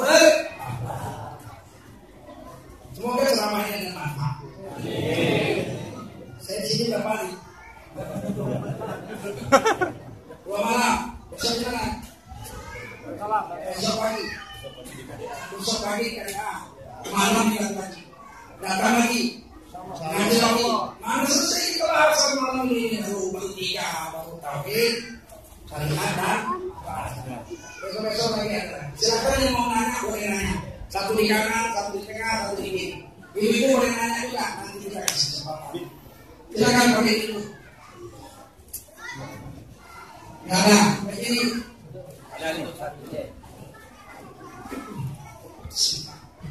Assalamualaikum warahmatullahi wabarakatuh. Kita dikumpulkan kembali. Semoga sampai pertemuan berikutnya di mana umur dan juga barokah yang segala macam.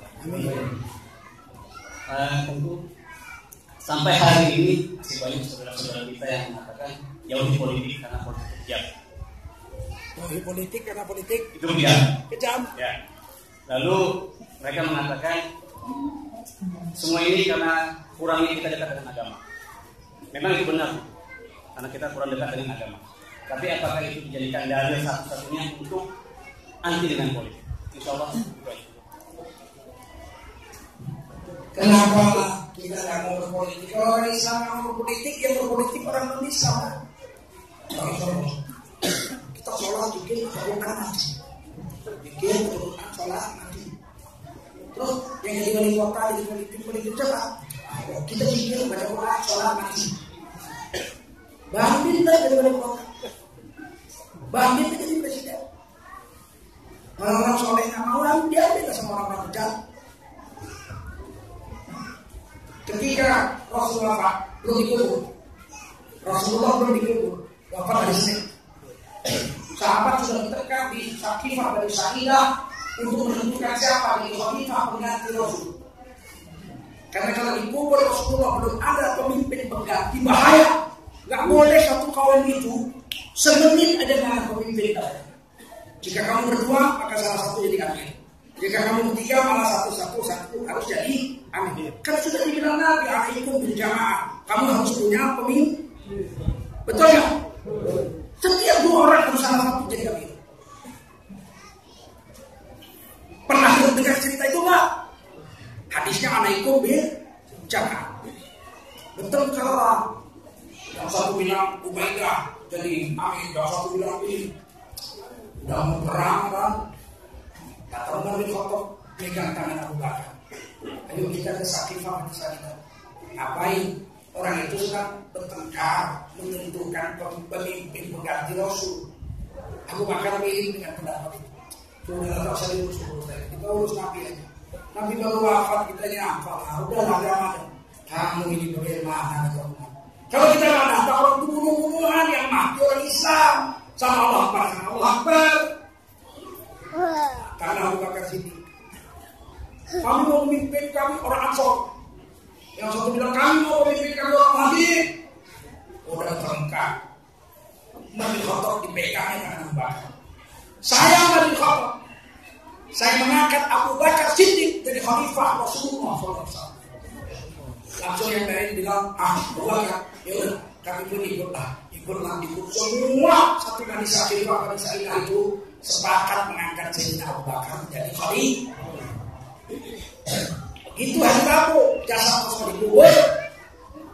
Abu Bakar Siddiq langsung memimpin rapat musyawarah kaum muslimin untuk meneruskan pasukan yang sudah dilantik Rasul untuk perang, yang di bawah pimpinan Usama bin Zaid, cucu angkat Rasulullah SAW. Coba kalau bagaimana pemimpin waktu Rasul dikubur, gimana?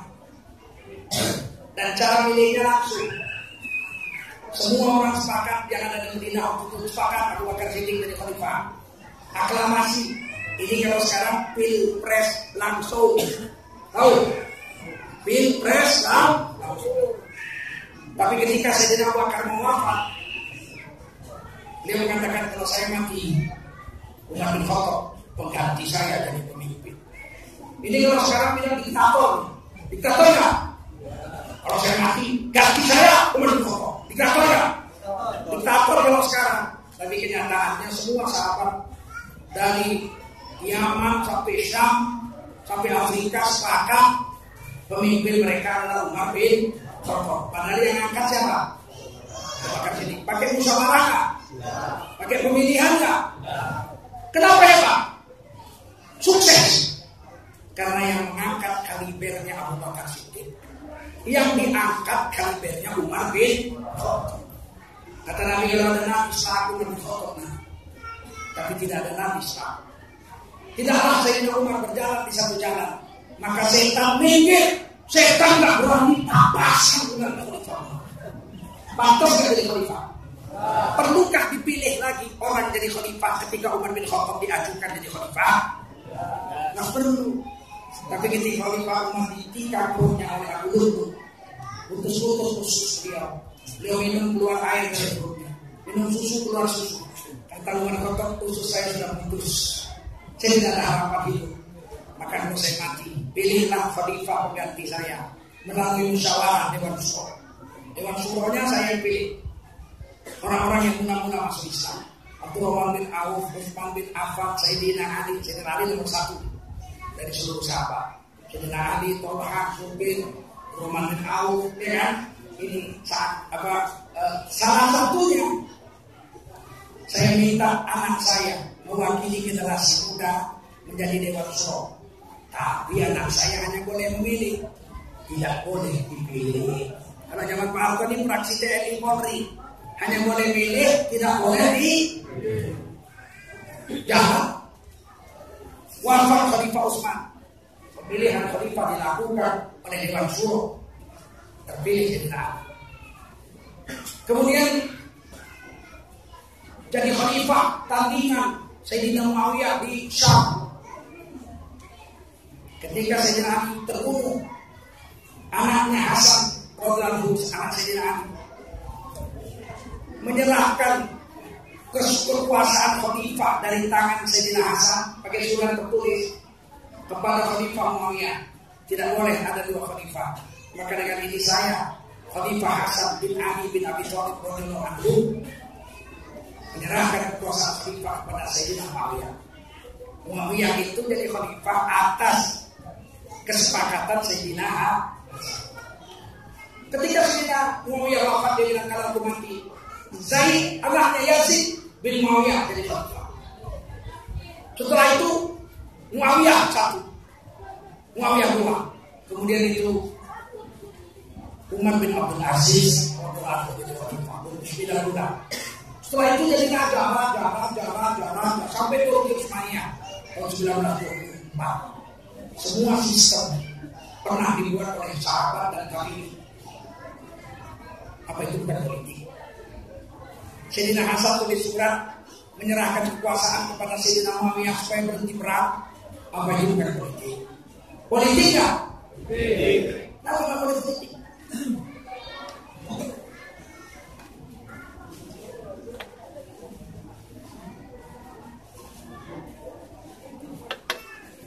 Sekarang kesepakatan Indonesia memilih presiden pilpres, memilih wakil rakyat dengan pemilu. Betul? Kalau kita orang Islam semuanya golput, tidak mau ngurus itu, kira-kira yang jadi presiden siapa? Ahok lah jadi presiden. Gitu. Sekarang begini, kalau saya berprinsip cara memilihnya itu tidak malah penting. Tunjuk langsung pun boleh, kayak Khalifah Umar ditunjuk oleh Sayyidina Abu Bakar. Kalau aku mati Umar jadi Khalifah. Tunjuk langsung pun boleh dalam Islam. Asal yang ditunjuk itu memang paten, ya kan? Jangan yang dulu. Memang yang paten, ya kan?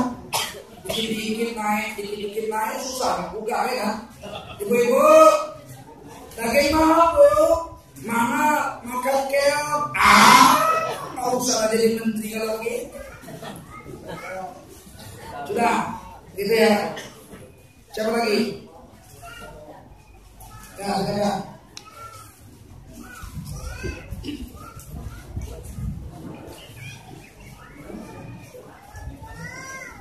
Ada yang bertanya? Saya tetap memilih setiap tahun. Saya tanya waktu itu guru kami Hadraji. Saya punya ulama besar di India namanya Hadraji, pimpinan Imam Tabligh. Tahun 92 kita mau pemilu. Saya dengan Pak Hasan Basri pimpinan Imam Tabligh di Medan bermusyawarah. Ayo kita utus satu orang ke India nanya Hadraji, pimpinan Imam Tabligh di dunia, apa hukumnya pemilu? Maka Pak Hasan kami biayai. Lah karena Pak Hasan juga Hadraji. Tanya Hadraji, di negeri kami sistem memilih pemimpin dan wakil rakyat pakai pemilu. Terus, apakah kami milih apa enggak? Kan kita nggak boleh cipta politik. Kata Hadraji nggak boleh cipta politik waktu dakwah. Waktu dakwah cipta politik berantem. Yang satu bilang marilah kita pilih P3, yang satu bilang marilah kita pilih PKS, berantem. Betul nggak? Tapi kalau nyoblos kan nggak sampai 2 menit. Kau datang ke TPS, udah ada di otakmu itu. Dari kota Batam nih siapa yang kira-kira paling cocok dari calon-calon yang baik. Tak ada yang baik, jelek semua. Dari jelek itu siapa yang paling baik? Kan ada kan? Calonnya itu 20, jelek semua. Dari 20 itu siapa yang paling baik? Mesti ada. Ukurannya apa? Sholat lah 5 waktu paling tidak. Oh kalau yang sholat dari 20 itu 5 sholat. Yang 5 sholat itu yang ke masjid 5 waktu siapa? Oh yang ke masjid Pak Irwansyah. Dia lah contoh. Sudah. Tanggung jawab 5 tahun politik di Batam kami amanahkan sama Pak Irwansyah. Kalau salah-salah Pak Irwansyah tanggung jawab sama Allah. Kami lepas tangan udah kami kasih sama Pak Irwansyah. 5 tahun lagi kalau kami lihat gak beres, kami cari yang lain. Kami itu paham? Silakan. Bismillahirrahmanirrahim. Waalaikumsalam. Assalamualaikum warahmatullahi wabarakatuh. Terima kasih atas waktu perkenankan untuk saya. Perkenalkan aku, saya termasuk salah satu yang sering mengikuti dakwah daripada Teguh. Saya Hendra. Saya seorang guru di SMK Negeri 4 Guru Agama, dan kami juga seorang mubalik di Kota Batam. Yang ingin saya tanyakan adalah bahwa racun Islam yang paling berat itu sebenarnya orang-orang munafik, bukan orang-orang kafir. Di sekolah kita perhatikan, Pak Kiai, sekolah-sekolah Batam terutama di tingkat-tingkat SMA, SMK, ini jumlah siswanya ribuan, 1000 lebih. Tetapi fasilitas untuk beribadah, katakanlah musola, itu kecil. Jadi kalau kita evaluasi di sekolah-sekolah, siswa yang sholat itu paling hanya 150 orang, yang lainnya tidak sholat. Bahkan juga di seperti memerci air liburan sebagainya. Pembina itu banyak di pedesok. Yang pertama.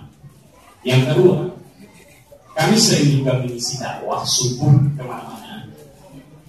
Itu yang ada adalah bapak-bapak kita yang memang sudah tidak muda lagi. Remaja kita, anak-anak kita, itu tidak ada. Kosong. Masjid.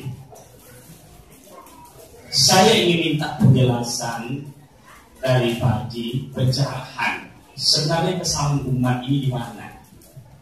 Karena kita selalu kadang-kadang itu berorientasi kepada yang tua, masalah keimanan syariat, tapi anak-anak kita itu seolah-olah terpinggirkan.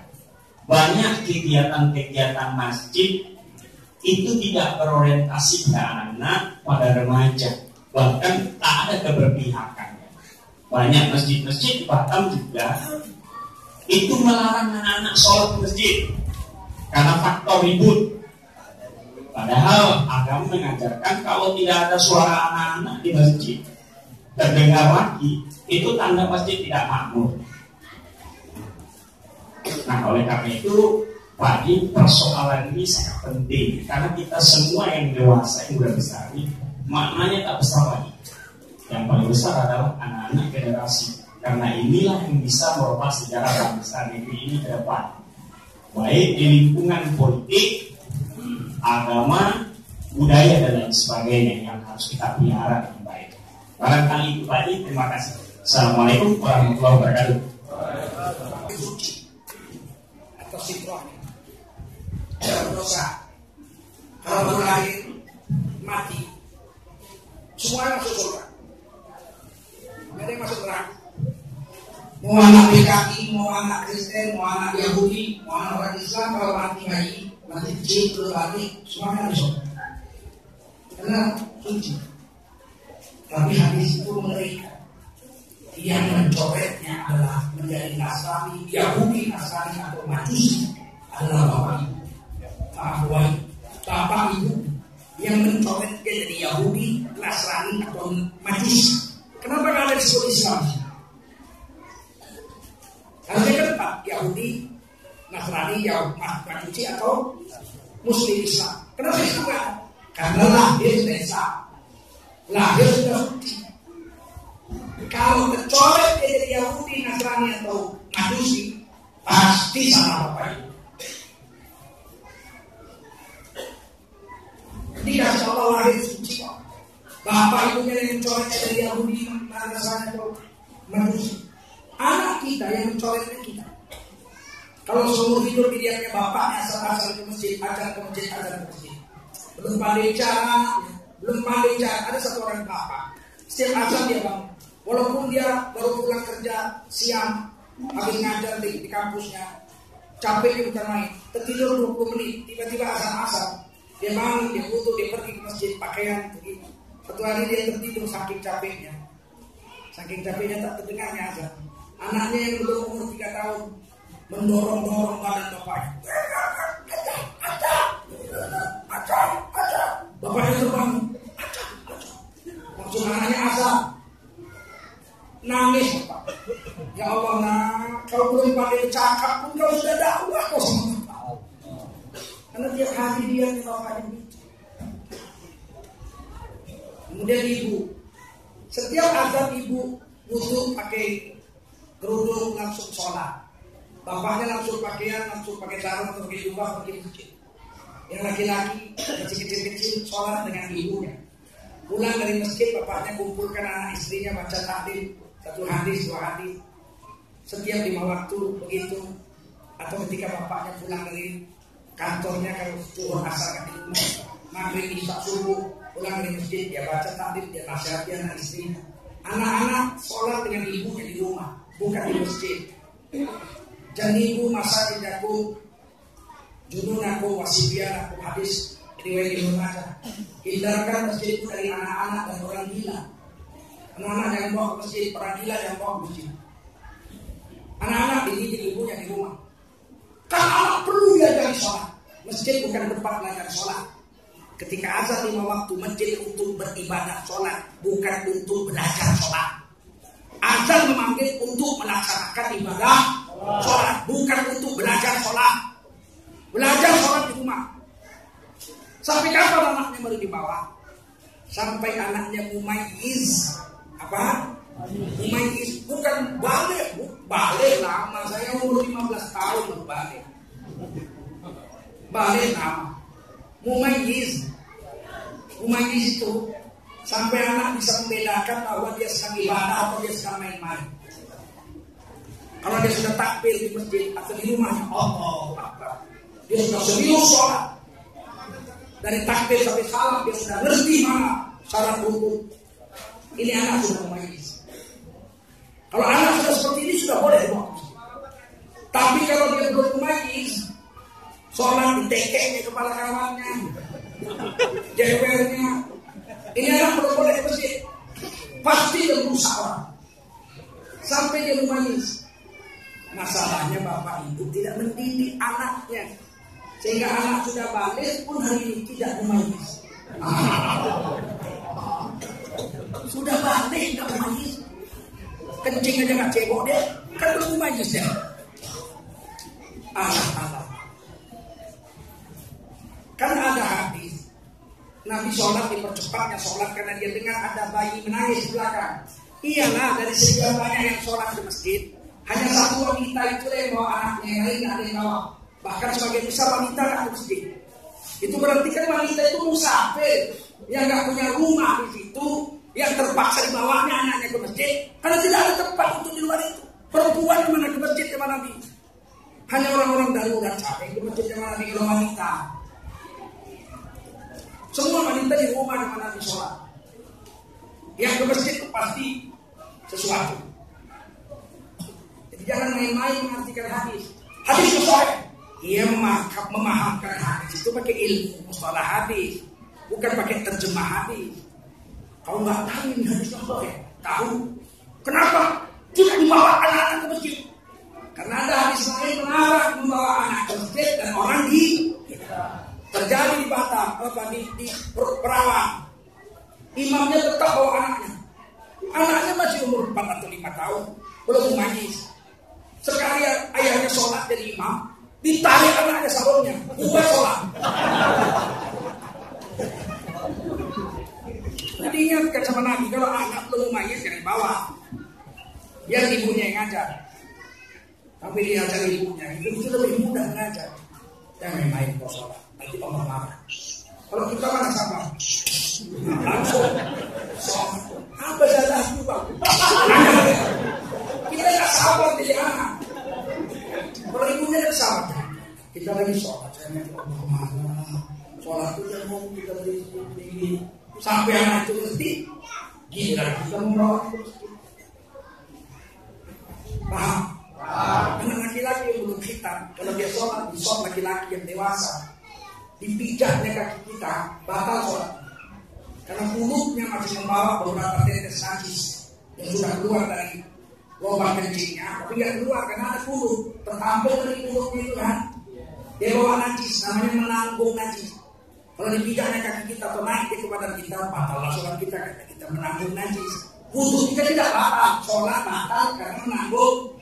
Saya sedang sholat, dan orang dibungkusnya tai ayam dalam plastik, letakkannya di peci dari waktu saya dulu. Batal ya? Batal karena saya menanggung najis. Maka anak laki-laki yang belum sunat, kalau dia sholat di sok orang tua memotong sok, dia bawa najis. Kalau dipijaknya kayak kita atau dipegangnya kita apa? Ini nama mazhab ini. Ada orang membantah saya, guru kan biasa dibantah. Kemudian sekarang ini udah lama belajar hadis, kalah pula ulama dibikin. Bapak mesti mengerti. Macam dia yang Nabi sedang sholat, Sayyidina Hasan Husain naik ke punggung Nabi tetap sujud sampai lama sekali. Tidak batal wudhu Nabi, tidak batal sholat Nabi. Walaupun Sayyidina Hasan masih kecil, naik ke punggungnya. Hadis sahih. Bilang sahih juga. Kata Ustaz ini, ya hadis itu memang sahih. Tapi kalau tak tahu sebab-sebab ilmu hadis. Sayyidina Hasan Husain umur 7 hari udah dihitam. Semua orang-orang di Arab sana, di India, Pakistan, Bangladesh pulang dari rumah sakit dari kita. Kawan saya Profesor Dr. Haji Hasan Dilu sekolah di Australia, anaknya lahir di Australia, pulang dari rumah sakit Australia sudah dihitam. Sayyidina Hasan Husain itu waktu umur 7 hari dihitam, dicoba kepalanya, diakikahkan, dikasih nama, beres semua udah sudah. Maka waktu dia umur 3-4 tahun naik ke punggung Nabi terus saja sholat, karena pasti nggak membawa najis. Sementara anak kita umur 17 baru disunat.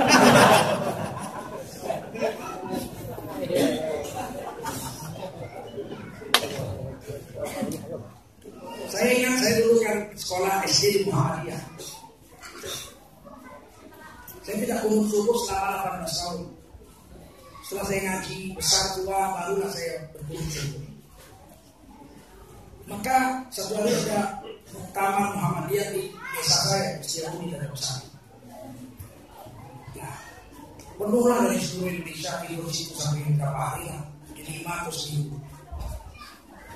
Ketika hari Jumat, sholat Jumat, saya biasa di sholat pertama. Belum datang orang, saya sudah duluan disuruh ibu bapak saya pakai sarung, pakai huruf lama, duduk di bangku, mendengarkan khutbah. Karena banyak orang. Hari itu saya sholat ketiga. Karena orang udah tidur di situ kan, beramai-ramai. Saya dapat sholat ketiga dengan khutbah. Anak-anak di belakang. Begitu orang berdiri, saya digendong sama bapak. Anak-anak di belakang. Saya waktu itu umur 6 tahun. 6 atau 7 tahun. Guru saya imamnya. Guru saya udah di tempat imam dilihatnya. Pak, jangan diusir anak itu. Itu murid saya, juara musabaqah Al Quran. Biar aja. Kata bapak. Tidak sholat. Saya sholat kan benar yang apa dibaca Quran. Benar. Anak ini baca Quran bagus. Oh ya sudah. Saya teringat. Waktu itu bapak itu membantah. Benar-benar dia kata. Ini belum sunnah, masih bawa najis. Nah itu saya ingat. Guru saya bilang anak ini sudah kita. Masuk 6 tahun anak itu sudah kita. Kata bapak itu. Jadi memang masalahnya hitam nih. Jadi kalau kita punya anak laki-laki cepat kita. Sebab saya umur 6 tahun sholat saya sudah bagus. Anak saya perempuan umur 4 tahun setengah sudah hafal Yasin, dua-duanya. Anak tetangga yang ngaji dengan anak saya di rumah saya 20 orang, umur 4 tahun setengah, 5 tahun semuanya sudah hafal Yasin. Bacanya fasih karena gurunya istri saya. Alangkah ruginya kalau anak-anak itu tidak dihitam. Sholatnya sudah bagus, tapi tidak sah karena belum dikasih najis. Segera nih. Itu Pak ya, jalan keluarnya ibu bapaknya lah yang mendidik anak. Bagaimana kita mengharapkan anak itu? Bapak ibunya aja tidak ada. Ribut, macam mana ribut orang bapaknya nggak ada, ibunya nggak ada, lari sana. Coba bapaknya ada. Bapaknya ada dulu, anaknya lari, tengok bapaknya. Dia lari. Ada bapaknya sih. Kalau kita yang besar mata kita, dia pun nggak peduli dia. Siapa kamu? Kalau bapaknya lihat anaknya lari, dia lihat bapaknya gini, besar mata bapaknya masih lari, begini bapaknya. Gemetar anak itu. Kenapa anak itu masjid? Pasti bapaknya naik itu masjid. Terakhir.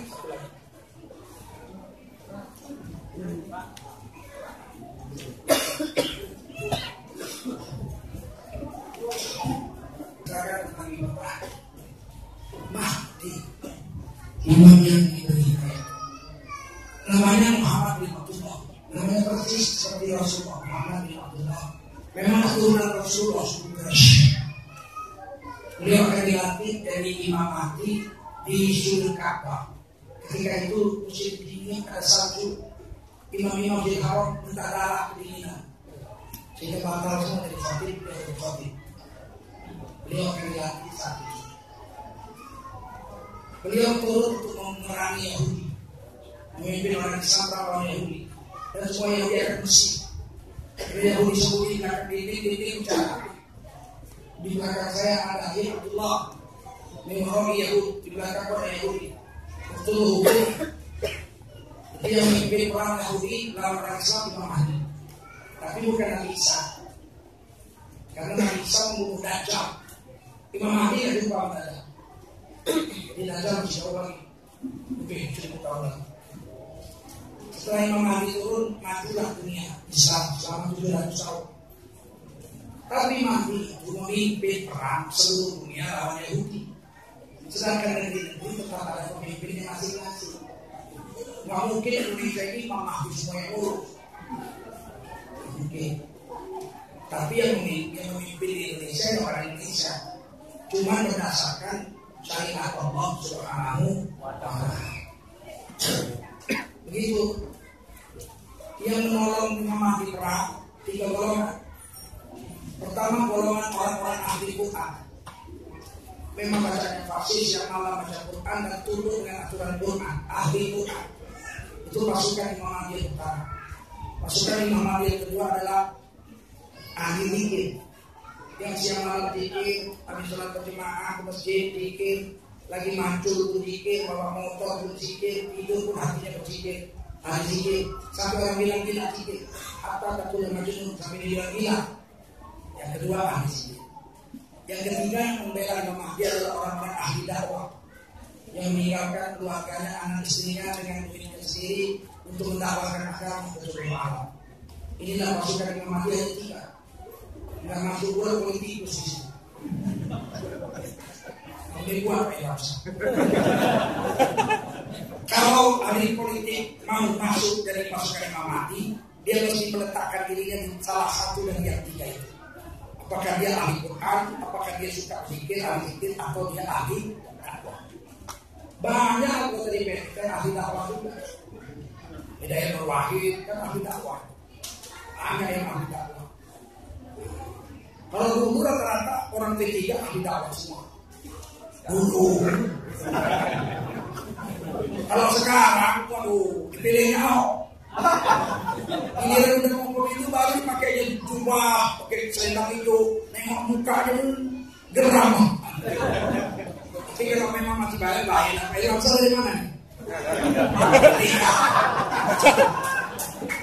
Pak Ilham wajib memperjuangkan agama di Kota Batam. Di Kepulauan Riau ini, ya Pak. Tak boleh di Kepulauan Riau ini P3 bela orang selain Islam. Betul? Betul. Belum terjadi kan?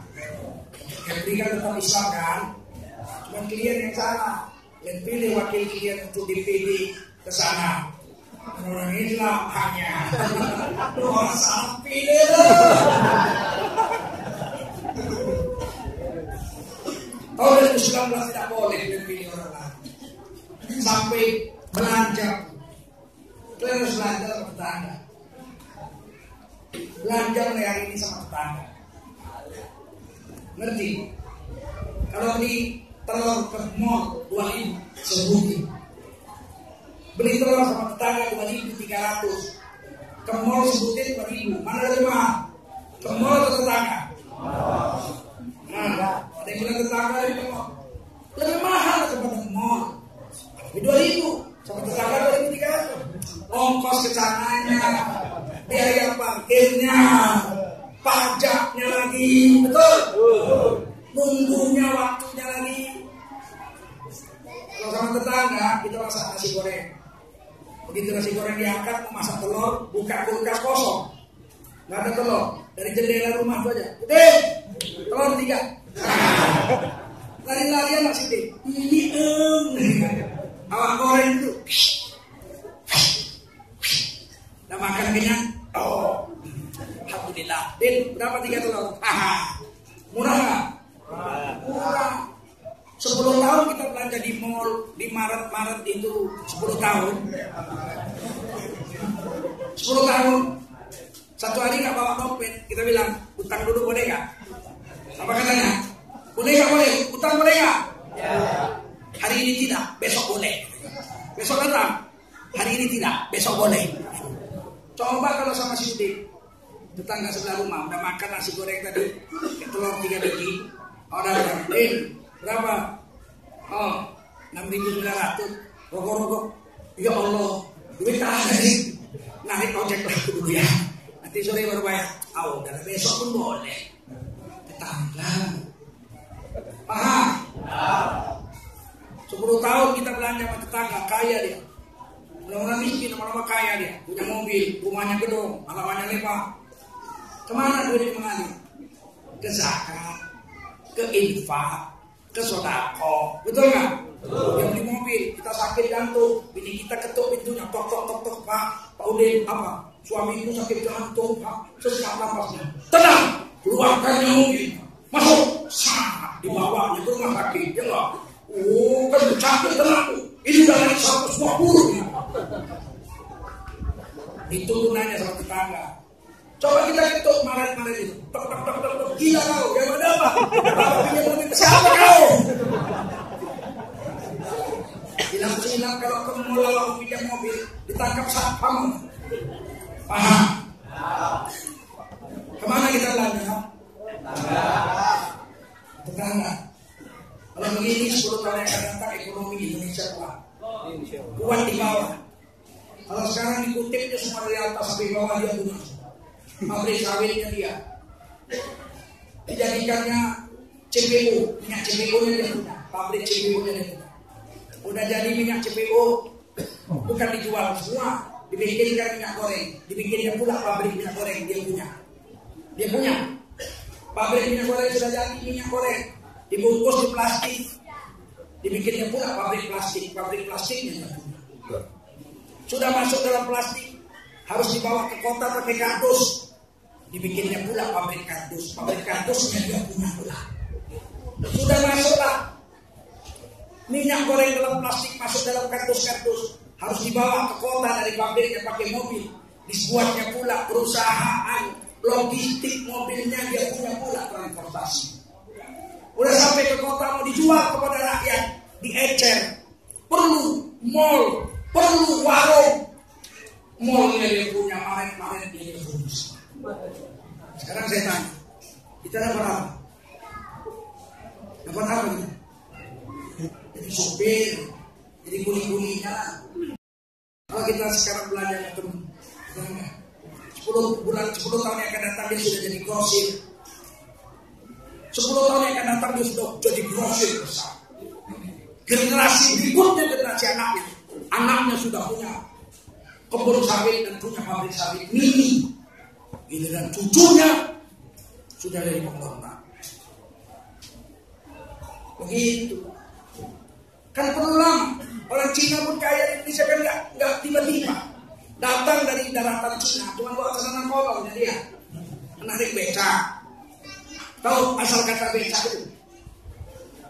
Itu bahasa Cina itu. Hokkien. Asalnya, lu apa kabar lu? Hanya becia lah, belum makan lah. Tidak, belum. Ciak makan ciak. Becia lah, belum makan lah. Lu dapat penumpang becia lah. Jadi beca. Dulu tukang beca Cina semua. Di Medan tukang beca itu Cina semua. Waktu becanya masih ditarik orang, namanya angkot. Dinaik dulu, ditarik semua. Itu kalau nonton film Kungfu Jet Li kan ada tuh. Dulu di Medan angkot itu 100% yang lari orang Cina. Itu nggak boleh kentut, kalau kentut nggak berbayar, gratis. Kalau kentut gratis. Maksiatkan tak boleh kentut tuh. Lama-lama mulai main dayung. Bahasa Inggrisnya triso. Di India, Pakistan, Bangladesh namanya triso. Hanya di Indonesia namanya becia lah, belum makan lah.